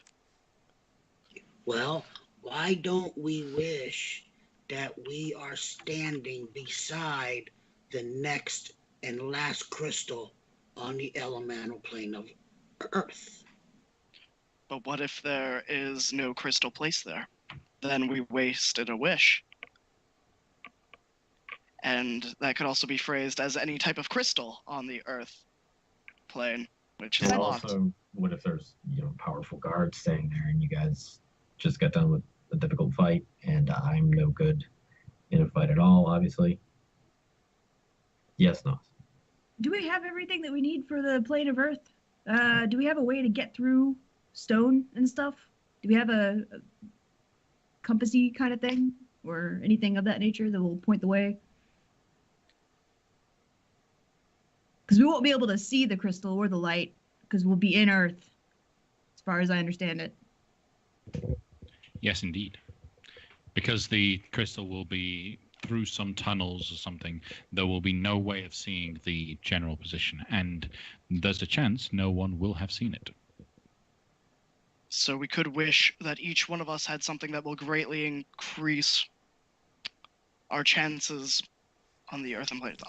I'm no good with this. They might be able to use one of your crystal pieces or something to make a weird kind of compass that will be attracted to the other crystals. Is that possible with magic? Anything's possible with magic, as far as I know. Yeah, I think that would be a fine use of the wish, to be honest. Anything that can help us resolve Yes. this planar. Or to know where they're channeling the magic to. If we wish to know the exact location or something like that. So I feel as though if they have the power to grant these wishes, correct? But if they truly had such power, why would they have enlisted the aid of, outsiders to go destroy the crystal for them on their plane? It doesn't seem like it's very becoming of great and all-powerful elemental rulers to have material plane-dwelling folk come in and solve their problems for them. What are you getting at?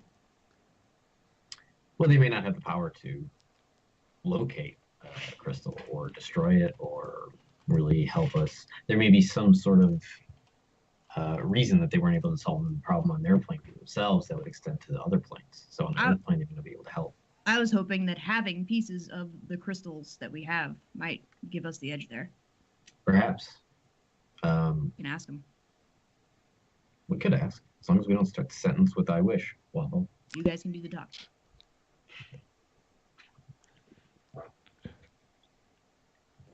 Sure. I mean, Lafcadio, do you want to ask them? Glorious, glorious Winduke. We understand that Yes. you guys, you of the elemental planes, and Mhm. our next trip on our tour is the elemental plane of Earth, and we have some concerns about navigation within the plane. And then once we're successfully navigating the plane, finding the crystal, which is similar to the crystal we just destroyed on your plane. We have bits of the other crystals. Do you have any idea of, what we could acquire that would help us be the most successful on our next stop in terms of navigating the plane and locating the crystal? Um, Of course, if you could just bring the crystal here, that would also be great. I'll just throw that out here. Throw that out there.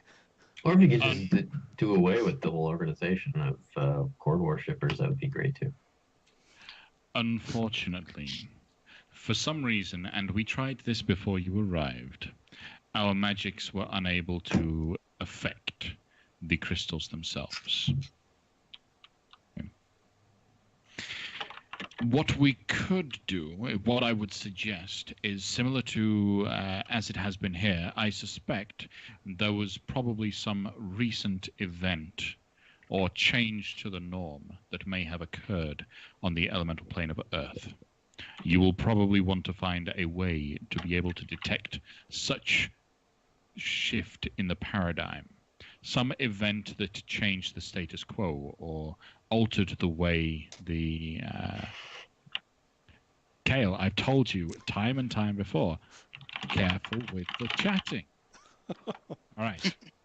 Yeah. So you'll need some way of being able to tell what would have changed in the past couple days, and that should lead you in the right direction. We don't hear great things about the folks who run the show down there in the plane of Earth. I don't know that we could count on a lot of cooperation. Certainly nothing like you guys. You guys are great. Um, so, No, the Tao have eclectic tastes. so what? I guess like an earthquake, some sort of meter that gauges shifts in the Earth would detect something. But then again, I would guess that's like a common occurrence. Yeah, I don't know that that would be a shift in the paradigm. Hmm. The Earth elemental is in constant motion. Constantly moving and shifting. The shift in the paradigm would be to do with the people there. I suspect in the water plane, something recently happened. In the fire plane, potentially something recently happened there as well, to alter the plane and those within it. My suspicions are that the people, the Tao themselves, there may be a Tao involved in all of this. They are evil entities, and as such could be easily coerced to join a cause of evil. So I'd warn you to find out what happened with them. So, any ideas in terms of navigating the plane of Earth, where we can't see necessarily where we're going, and moving through dirt and rocks and that sort of thing? Well, it seems like you would want some way to be able to easily pass through stone without any ill thought. But then again, you're going to also want to be able to know how thick any particular stone would be, so you know there is an exit in a certain direction. If you start melding with stone and turn in the wrong direction, you could be in stone for hours, days, even. So, is it possible for you to give us the ability to walk through stone at will? It is Non-stop. possible I can give. We can. It is possible we could do that as a limited effect. Something about the universe tells me that they won't give it a permanent bonus to do that sort of thing.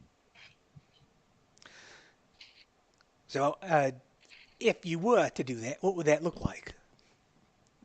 Mechanically speaking. Hmm. The old gods of mechanical. I would say they would be in the place of some form of charm that would allow you to enact upon yourself and call upon the power blessed upon you to grant you the ability to meld with the stone and pass through the stone for a period of time. Perhaps long enough that you need to, and no more than that. All right. Well, we're going to give that a mull over. Mm. So, pardon. All right, mates, what do you think? You heard what he said? I mean, do we have to make a decision right now? This is the sort of thing that warrants discussion, I think. Well, we probably want to take a breather before we make our next trip. So I guess we've got all day to. I mean, If they're willing to wait, I don't want to keep the great, glorious Windukes waiting on us. Roll a persuasion check. Mir Lefcadio. One of you with advantage. Lefcadio, you got it, buddy. Woo! persuasion is 24. 24. Okay. Yes. I'll give you till the end of the day, till the moment you decide to leave to take this wish. Once you leave, well, you're at the mercy of another plane and the powers within it. And I'll give the players till next week to decide what that wish is going to be. Thank you so much, everyone, for joining us tonight. I hope you all enjoyed the session. I know I did. You are 3 out of the 4 known crystals done. Complete the plane of Earth, and who knows? The next arc may appear. So join us next week as we continue to follow this strange, mysterious white hand, or the worshippers of Cord. Thank you very much. Good night. Thanks, everybody. Baby. Bye.